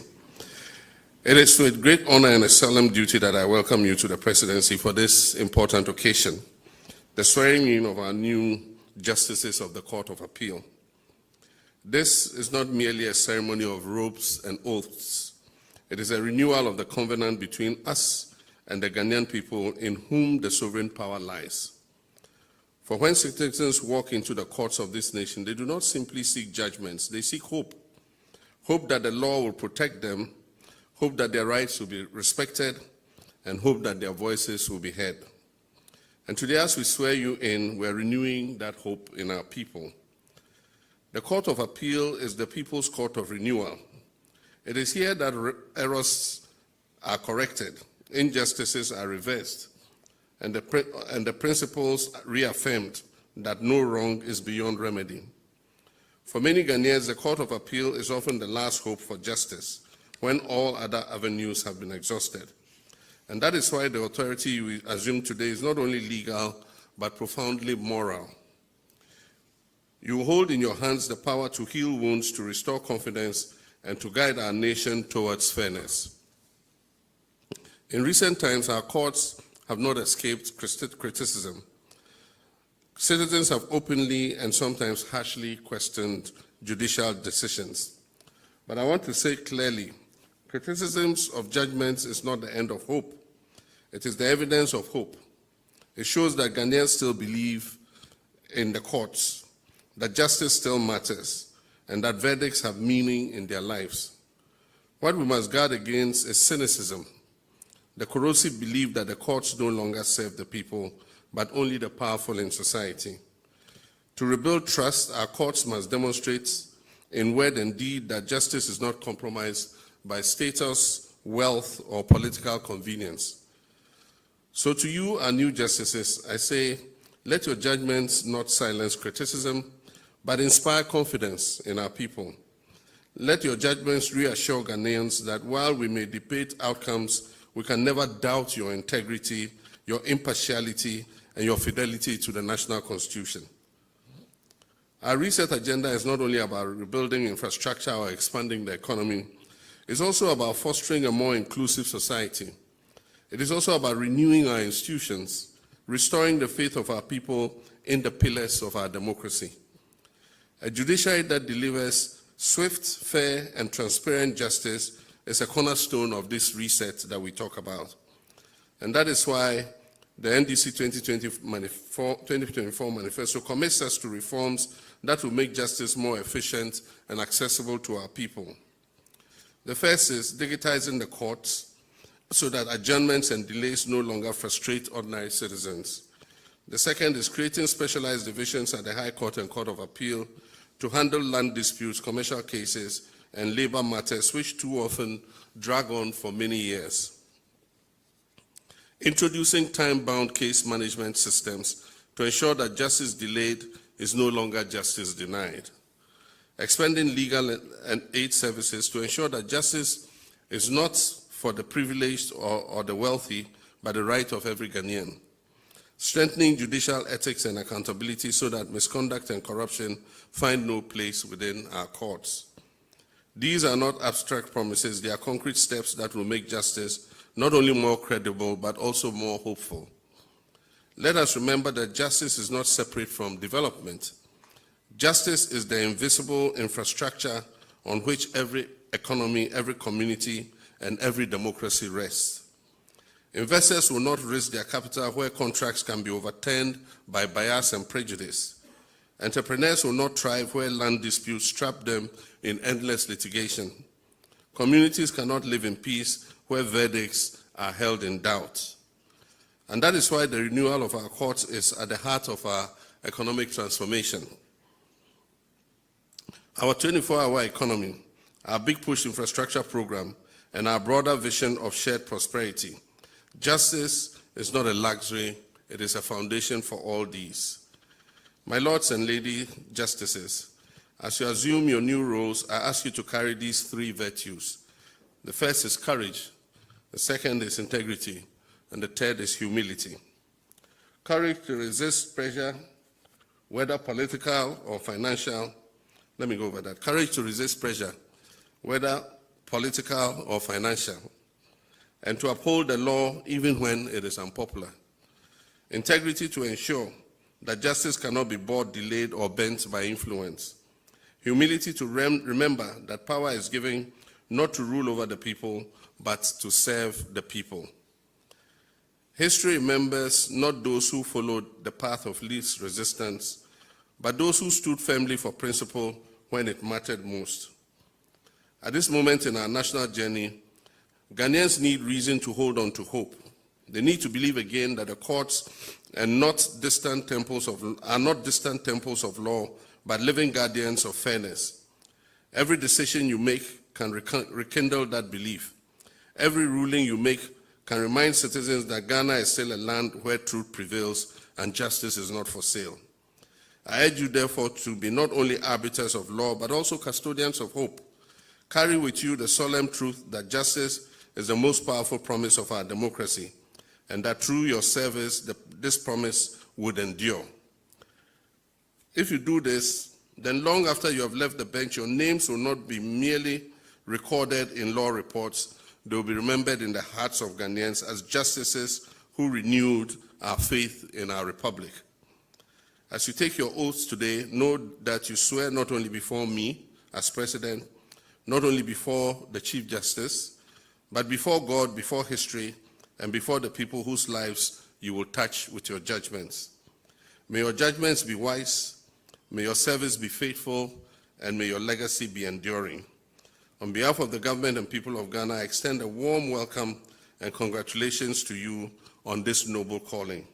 May justice prevail, may hope endure, and may our nation be renewed. I thank you, and may God bless our judiciary and our beloved country, Ghana. Thank you.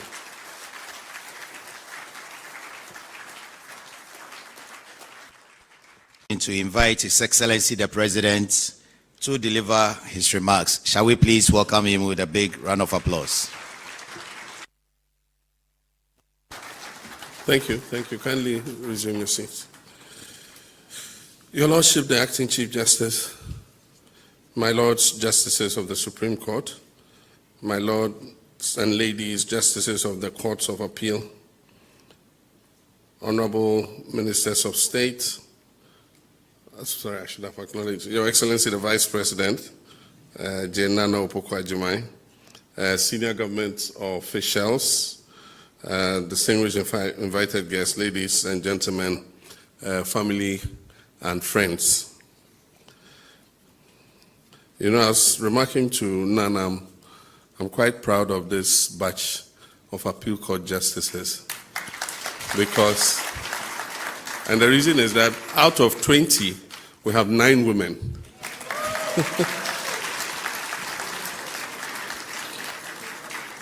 The affirmative action law says 30% of appointments. This one we're beating 30% by far. But thank you very much, and I wish to warmly welcome you to the presidency. It is with great honor and a solemn duty that I welcome you to the presidency for this important occasion, the swearing in of our new justices of the Court of Appeal. This is not merely a ceremony of robes and oaths. It is a renewal of the covenant between us and the Ghanaian people in whom the sovereign power lies. For when citizens walk into the courts of this nation, they do not simply seek judgments, they seek hope.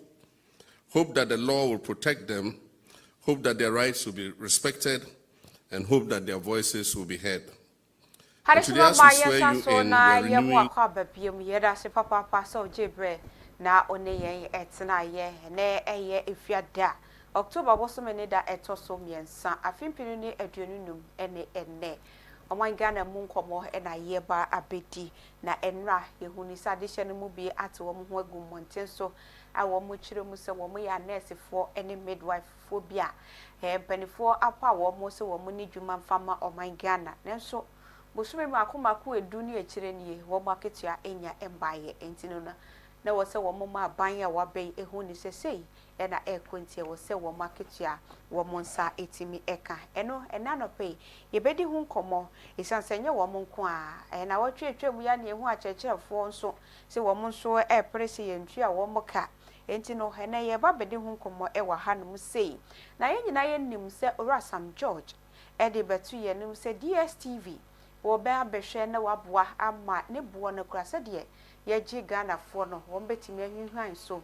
isanse ye ko Nigeria ene important bi e ben ye ya wo mo de no wo mo ntua sa enti ye de no e twamene boɔ enti wo behwe ate so wo ma wo mo ebre se edru ono mo kura na wo mo ntie so a ne se wo besesa wo mo ne ma na se ye ntimi ne wo mo nya adwuma no ye betimi aka kire wo mo na eno na woni ye bebo nkomo na watwe mu na wo kire se eze wono wo makotena se na asitna na wo mokọ ye nyina ne sese yi de channels na wo mudi bia ka ho enti no de wotua ne de obetua na so de na wo se wotimi hwa wo ntimi hwe no ne nyina no wo mo de beka ho e de amaw e ba ye obia e kire na adwen e de fa ho ebi mokora se na dwuma no wanye ne ye ebi susu o waye ade nura e na mrahye bedwam domkuma wo ho no mo no wo mo so kwaye asemtwefo nhia mum na nhia na wo mo se Orasam George nya sa na wo kan no ka me se na dwuma wo ye na ye gagai dodo wo mo se wo be ba be kan ne se tra to wonom se ye ba ye ne wo mo kotena se ye be ye we wo mo se wo mo hiha wo mani data ho nsam wo se wo betete so afi kwaye ne wo de bi aka ho de ode ka ho kura de ne wo be hu na endru time wo se wo mo te kura na wo mate awie afi e free wonom a wo se o TV stations ni bi one more ni licenses radio stations obayesi obetum afedie nkwowi eche na aban so aba mampani so o abomodin ama wo mo bre wo mo mfentua e na DSTV die ya ba ento mo ni se na dwuma nso ani etino wo be pa Ghana fo acho papa se wo betina wo no mo se wo be ye wantimi anye na afen so wo wi a won tro nkrata e mo akire nkoma mampani se dwuma no wo de hye ne nsa wantimi anye enti enno ene ye ba bedi hu nkomo ne ye busa ye ho na Christian Tete e wa hanum se wono otinamu e de ama NDC a wanyoko no Tema West wono e na wo fra wo ba ene anopay. Christian, good morning. Yeah, good morning Minua ba na friend is anye Tema West right now Tema West and also region. She say you know region I capture so at the end of the day being sent by the region. Well, as it stands now, I'm also a member of the Tema West Communications team and also a member of the Greater Accra Communications team. Communication in the meaning say we NDC communicator. Right. Me especially mobile hakrana differentiate between okay. Right. And more regional derby. Me patch say Tema West. Yes. Oh, yes, absolutely. Communication, NDC communicator. Absolutely. Yeah. Absolutely. Enti no ene ye ba be bon komo ne ye din komo mgidi se baby afi no e ho no mo ye boko. Oh, nyame adum bibia ye boko about yen sensem ya na mefa so na machia Ghana fo nyina ne machia Tema West constituency led by Malam Isa, constituency chairman. Okay. The constituency organizer, Honorable Tantantu. The constituency communications director, Honorable Dela Apeto, and the deputy, Nana Hima, the youth commander of the constituency, Honorable John Skluche, Honorable Peter Kujo, Honorable Jasper Mide, not leaving all the ward coordinators out of this, and all the branch chairmen, in fact, all the branch executives, for working so hard till now, so that we can capture Tama West, which is a traditional seat for the MPP. And as it stands now, lawyer James Enu, the sitting MP, and also Honorable Ludwig Totime, the MCE of the constituency, is working so hard on many things that are the basic challenges of the municipal or the constituency as a whole. If you talk of sanitation, day in, day out, programs are underway to distill gutters, to encourage cleaning. In fact, proper disposal of waste. That is a ban in terms of cleaning. And if you look at rehabilitation of roads, intersection from Krowo to Tama West, junction, that links to Kotobabi, by the help of the MCE and also the MP, now it has been asphalted. So we do 19 junction before we do Klagwan. Gata kakra kebisi ho by the intervention of the government and also the MP and the MCE. As we speak today, work is underway, day in, day out. So we share baby to say Ajay Kojo Akwanya engineers akoso visibility studies on how to improve upon the road. So these are chunk of activities AC Tama West as a constituency, making sure that the reset agenda gets to get closer to the people.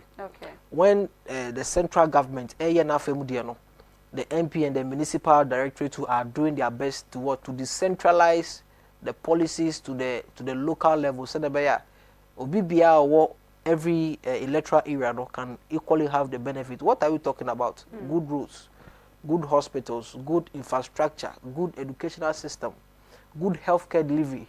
These are the focus of the government, and in making sure that our economy is robust, so that whatever you find doing as a citizen, you end up reaping nothing but benefit out of it. So the central government is making economic reforms by making sure that our macroeconomic indicators are good, which is driving investor confidence into the country. The regional coordinating council is coordinating with the local assemblies, working across to make sure that the decentralization agenda and the reset agenda touch every single person, regardless of the constituency, regardless of the area you find yourself. Yate, yada baina se, said ya wukano. Eti yanko moso. Mijidi says Sam George, Honorable Nisa Baye de wati bibere. Okay, na yenshe yemfa free say. Yemusa ya hu say boshe na oshe o my Ghana no wedi so anase wenti me ani so. Okay, before I might touch on it, no, I want to first of all thank the good people of Ghana. Any Ghana kuku kuyafu nyina, ene ye papa no ye mama no mamudo kuku. Omo asante de. Okay. Just yesterday, Yura Finance Minister Honorable Atufosen a new price increment aba betuga. Enye nunkwa policies be eboa the agri sector, specifically the cocoa sector. And now ye can say tete say kwa koton friend saying cocoa bottle mfaso na wunya no mfaso no ebi aba be den aba be ka ho. Say share the past 8 years of the MPP administration na cost of doing businesses was so expensive.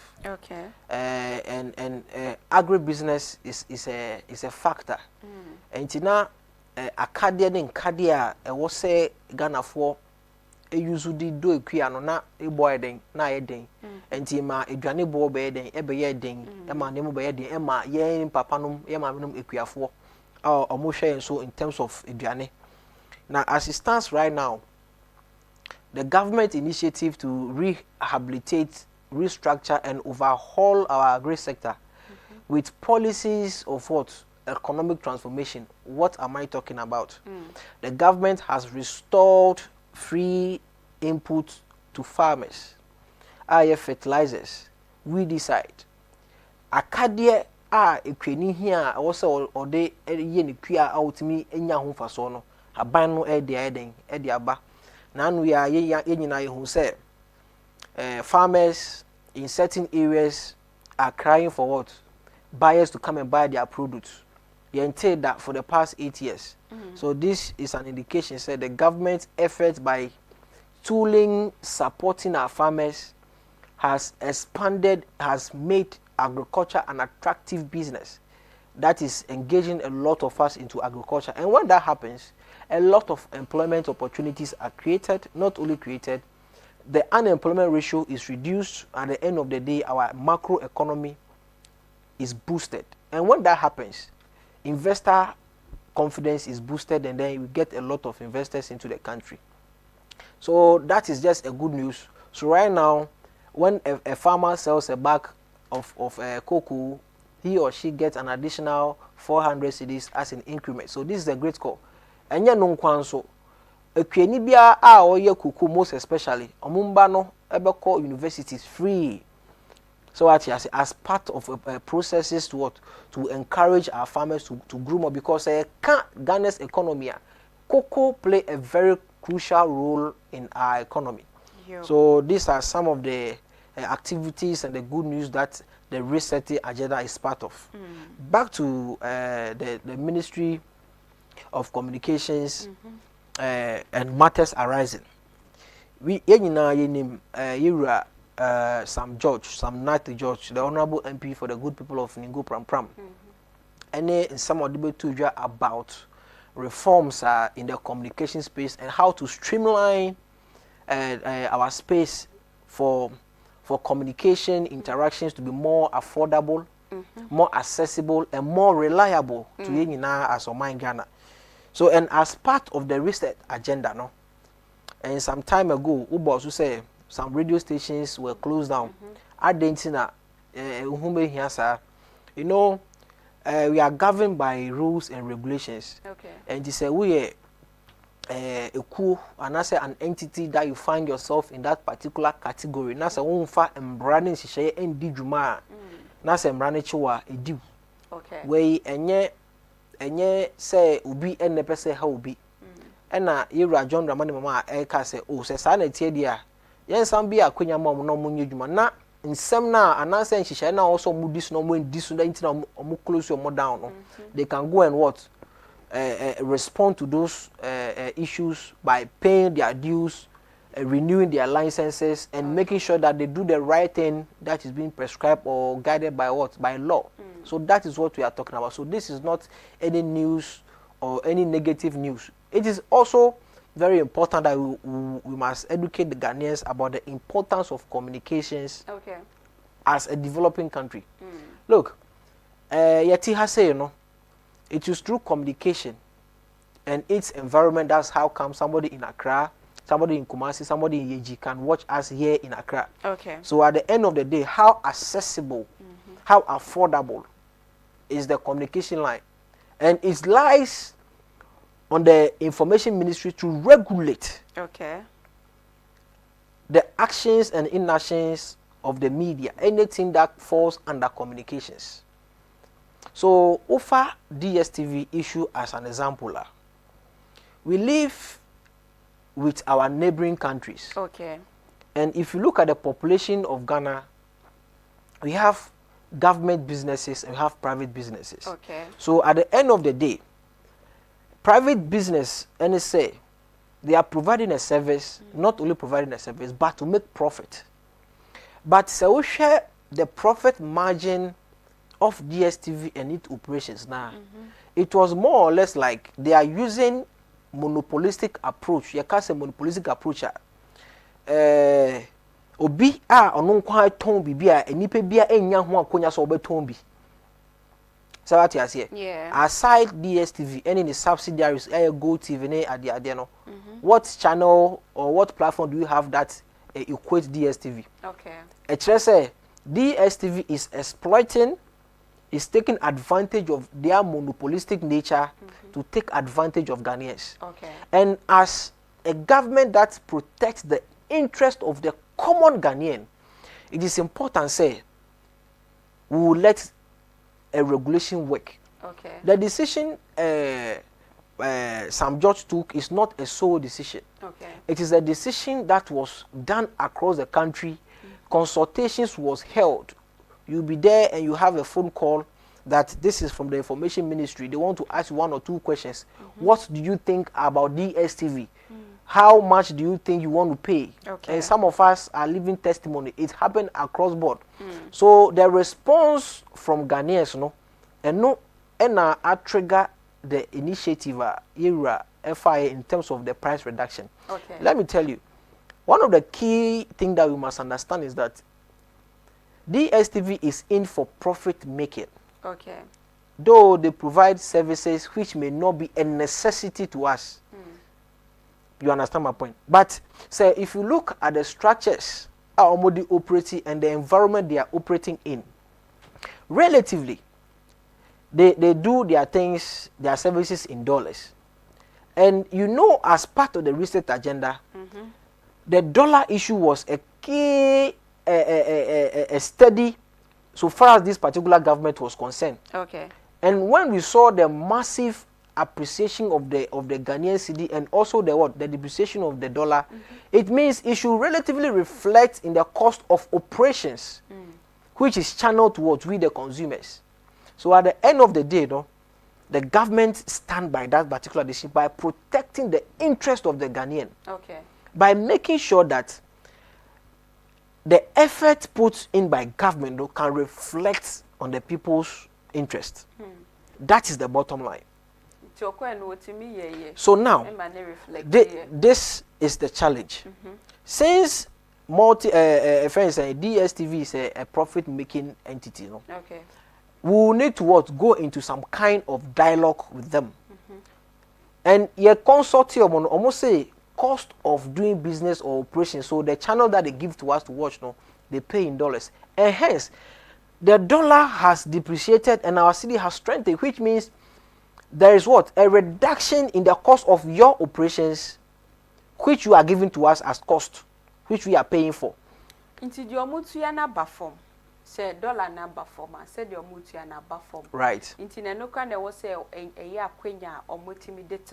Absolutely. That is the stand of the government and the Information Ministry. Okay. Trading in our consultations were made, and they make the argument that it is relatively not stable. Okay. And if you look at our neighbors in Nigeria, in South Africa, you could see that we are the only country that is paying such a huge amount. So, almost say minister they say ye de Nigeria to ye de no ho ye tua bebre ye tua sen wo mo nti obema ya so, but along the line or say channels ni bi na ye de aka ho. Okay, so for instance, okay, so for instance, whether yateso yenteso, it is for the interest of the Ghanaian. Okay. If they have any other alternative, they should bring it on board so that we all benefit from it. But when you are sitting on the fence, absolutely, when they are sitting on the fence and throwing stone, meanwhile you live in the glass house, at least you are just causing a problem. So now the point, yes, they are here to make profit, country and for DSTV who say beyond better so, but say the minister ne kai or say obema yate so right. Or my one more time or cry say or no mukoshia no woman to so crana okay one amount to betu intina say or buy and I fed you went to member castle months so more the channel need become crash still you're convinced intino munko san or more cano. Okay, so if that is the case, we must let the Ghanaian people know what decisions went into that. Okay.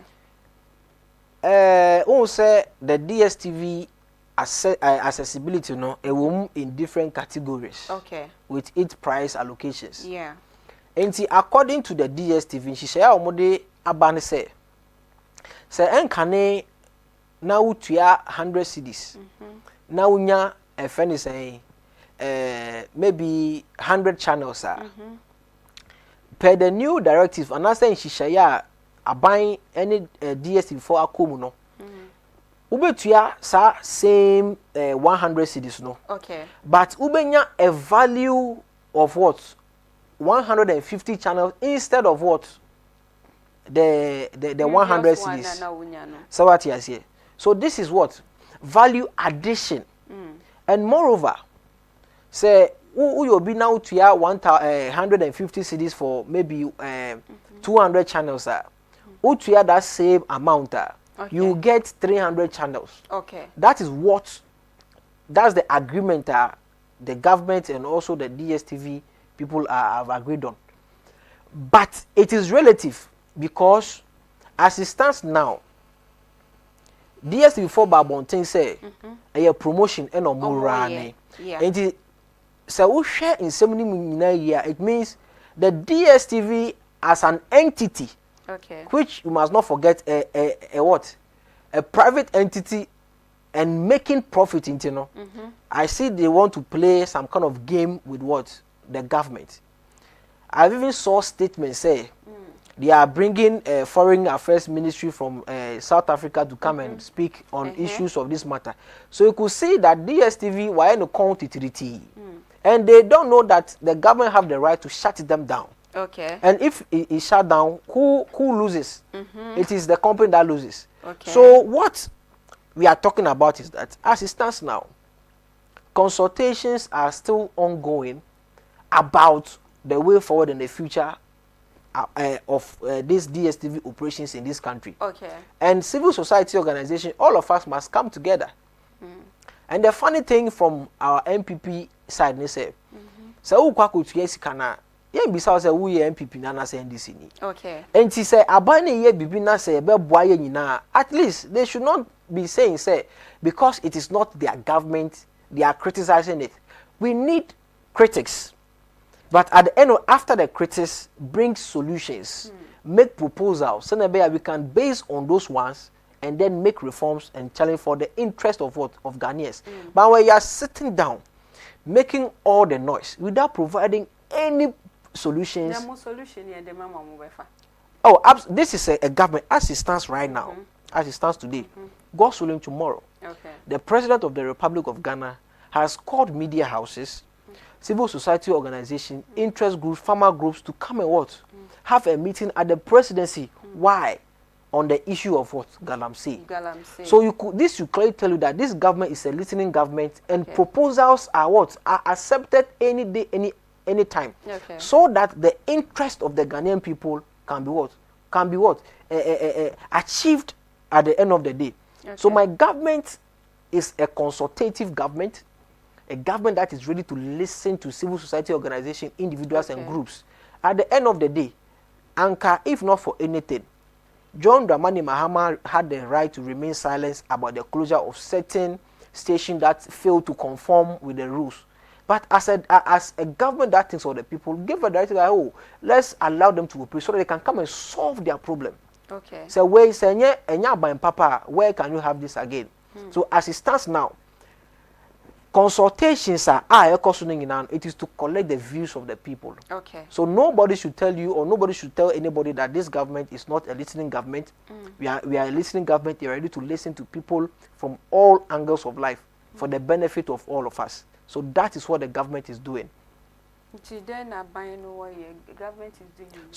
at the end of the day, as it stands now, consultations are still ongoing with the ministry and then DSTV. Okay. So absolutely, Ghana for value for what for the services that they are paying for. At the end of the day, it is more or less like exploiting us, because when you look at the sub-region, the only difference that Nigeria can use to beat us is their population. You understand? And if you check their subscription, it's relatively cheaper. Sure. And so the question is that why don't you, as part of economics and marketing strategy, make the fees and the subscriptions fee lower so that you can what have a lot of subscribers at the end of the day. So when you say the Nigeria for the DNT or for money say omodoso. And the more so now omo using not just comfort be brain a good so not so crana okay kaboma obenya nisika. So now this is where the position of the government comes in. Yeah, almost the dollar and the operating. Now the cost of operating business in Ghana has reduced. Okay. So why do you still stick to the previous cost that would the operating now while imposing on the consumers? This is the stand of the government. I hope you get my point. Okay. So now as it stands now, as part of consensus among consultation is still going right now as I speak. So whatever that will be coming out of that particular consultations or meeting, it can be here to Ghanaians for the collective interest of us. Say, who be here say yebe close DSTV, yebe close. So who be here say yebe force omo omateswa, yebe force. So that is the stand of the government. Okay.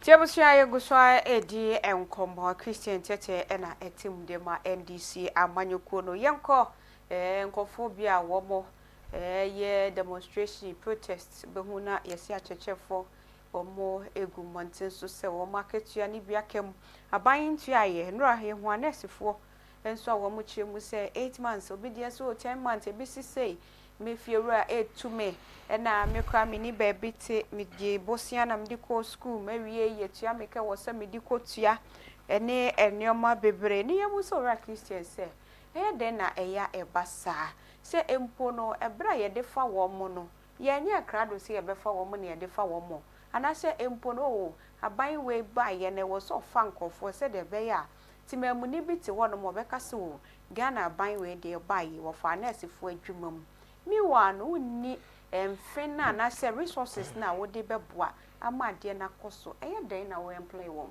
Okay. Medawase na me pese me twen wadwen ekọ aban bia ne nhihye owo ma Ghana man. Okay. Look, we must be very honest to ourselves, say, before any government can employ in the public sector, no? Okay. There should be a budget allocation, isn't it? Yeah. And giving clearance from the Ministry of Finance. State institution can do massive employment. Say, otie ye nuanum teacher for any anesifo binuma. They are saying, say, who check the timing now, you saw that they were employed at the late hours or the 9 minutes of the previous administration. Look, say I me Christian Tete and aban bi abefa medjuma omo hu se omo be lose elections. It is questionable. Why am I saying this? I was me bisa me hu say recruitment now mo recruit me no. Though I am eligible. Do we have financial grounds to pay me? And do I have that patience to hold on until I am cleared financially? Okay. You see, all these things that we are seeing today is not any fault of my government or the NDC administration. Okay. For instance, how can I say military phobia so bad bontin say Oma former military up to now I am from. Yes, it was all over in the news space. The question is that as a government, you make a resource available before you can what? You can get people employed. So as part of their failed strategy, and I said their failed efforts in Intino, they recruited all these people out of frustration and they gave them the opportunity to serve without making a financial allocation for them to be paid. You understand my point? So now it is incumbent on my government now to look into the books, restructure, and find a way of what fitting them into the budget so that they can be taken care of. This is the problem. Okay. So it is not that the government has given people employment and the government is failing to pay them. No. Okay. Far from that. Hey, ejuma mu ayewo sisi ano. Say maybe you hear any padodo, maybe you hear an editor. Yeah. Editing so I was saying trying to kabusumi bia. sika nso eni bi enti adenti na edita na ya wa ha se no ye manage ne saa ye nya sika na afa nipa foforo okay afa na wato nsema go from say ye pay editors miensa mienu meanwhile you don't have the financial capacity to what to remunerate or pay them okay and so wo fa say nipa na adwuma na wo ma na adwuma na se wo ntua ne ka say ababa your problem yeah that is the challenge the MPP put this my fellow young people into. It is frustrating for you to work for 10 months for you not to be paid. But Bisawon say processes ben omofemu ekoye. Omokoye no, do we have financial grounds for them to be paid at the end of every month? Okay. And this is the good thing and the good news. NDC government is ready to listen to every single Ghanaian. Okay. So as it stands now, all agencies are wire recruitment at the latter part of 2024. MPP are buying recruitment, no. Kakra, they are absorbing them into the payroll system. Okay. By allocating resources for them as well. Then we can say what you are saying. And you say, okay, and maybe nurses for me by say, teacher for being so by all of them has been taken care of. Okay. Gradually, no, all of them will be what? Will be chipped onto the payroll system for them to be taken care of. They are Ghanaians, and we understand their frustration. For you to work very hard, commit your resource, your time, your energy to work, and you are not being paid. It's so frustrating. And my government is a collective government. It's a government that listens to the ordinary Ghanaians' view. So they should be rest assured that they should give the government some time. After all, you have worked for 9 months, 10 months without your pay. At least 1 month of what extra waiting for consultation so that they can plan restructure and what capture you onto the budget so that you can be paid. Okay. So agitations are okay, but at the end of the day, we should encourage them to stay on. I'm not happy as a Ghanaian youth, but at the end of the day, that is the sad reality that we find ourselves in. Okay. And si omonfa akomapa en nyajide wo sa ban we mu se na be ya the next budget no they'll be captured in and be paid as such. Si ye ko ni mu ide ne be ya ye betimi dia so sa nyoma we ya no.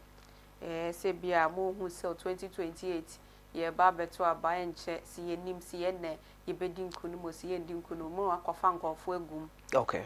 The strength of every government depends on the economy. Okay.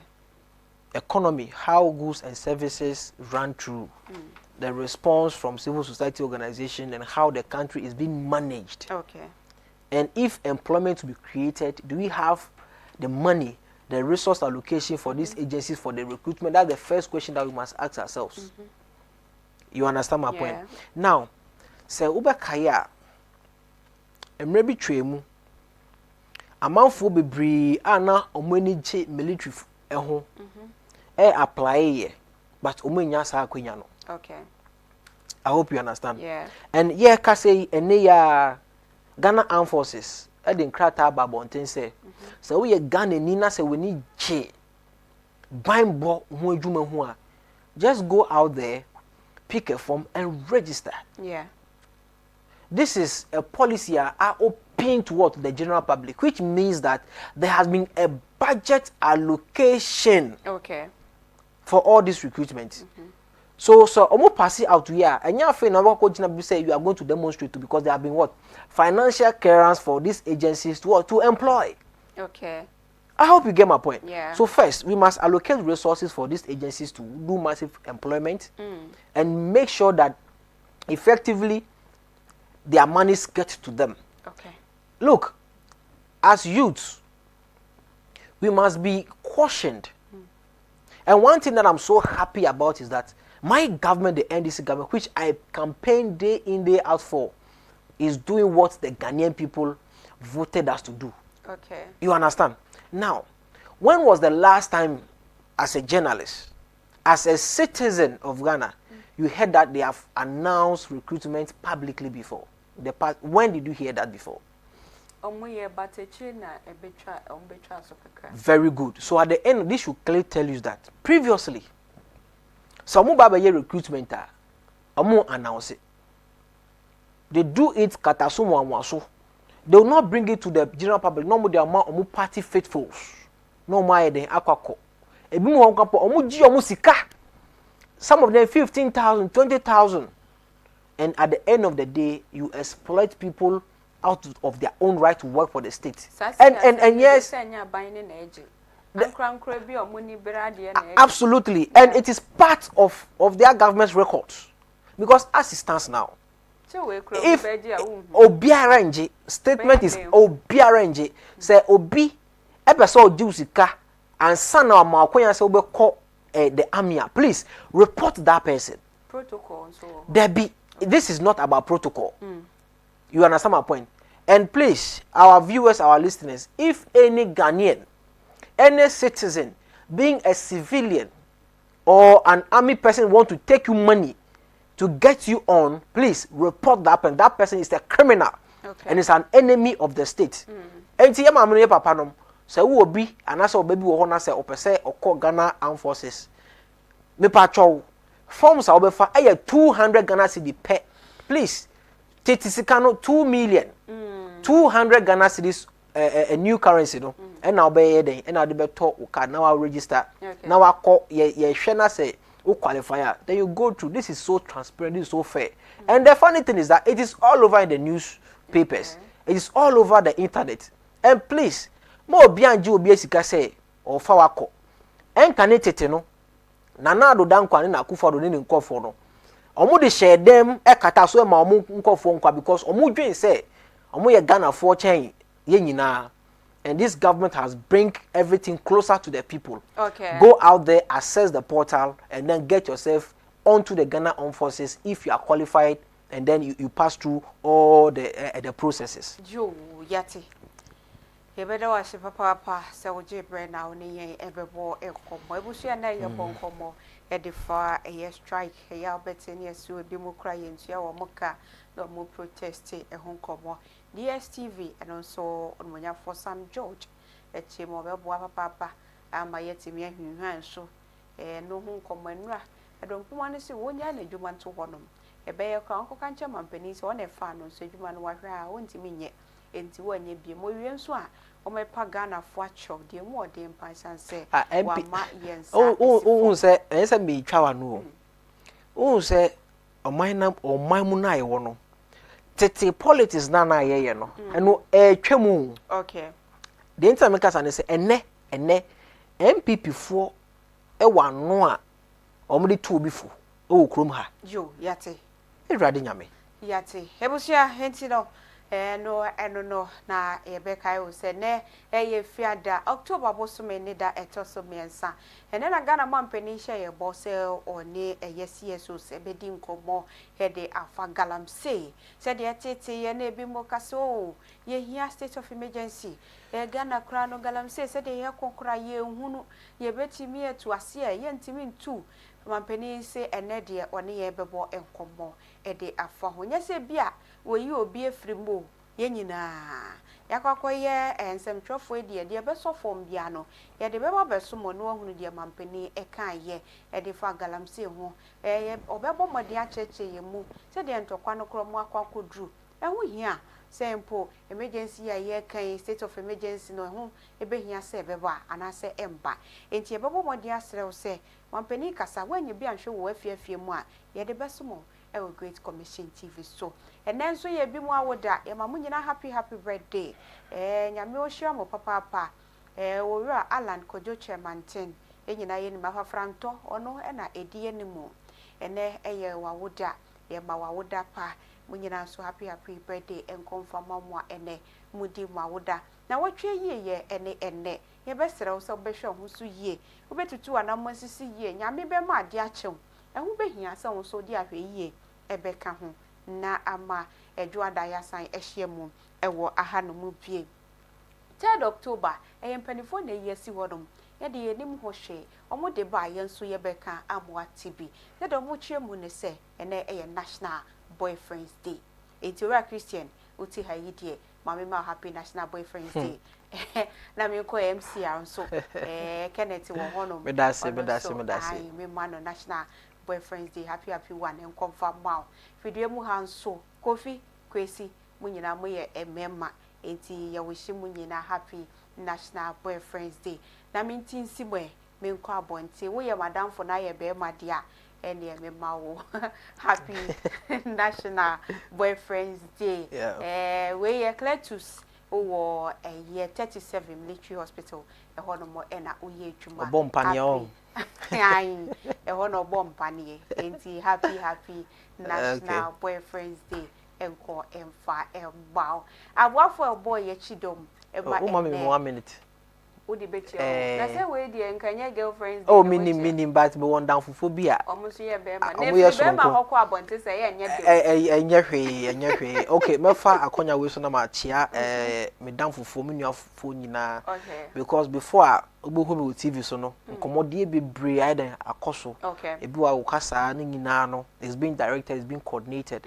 So I want to say a very big good morning to Cash Papa. He's part of the national TikTokers. Okay.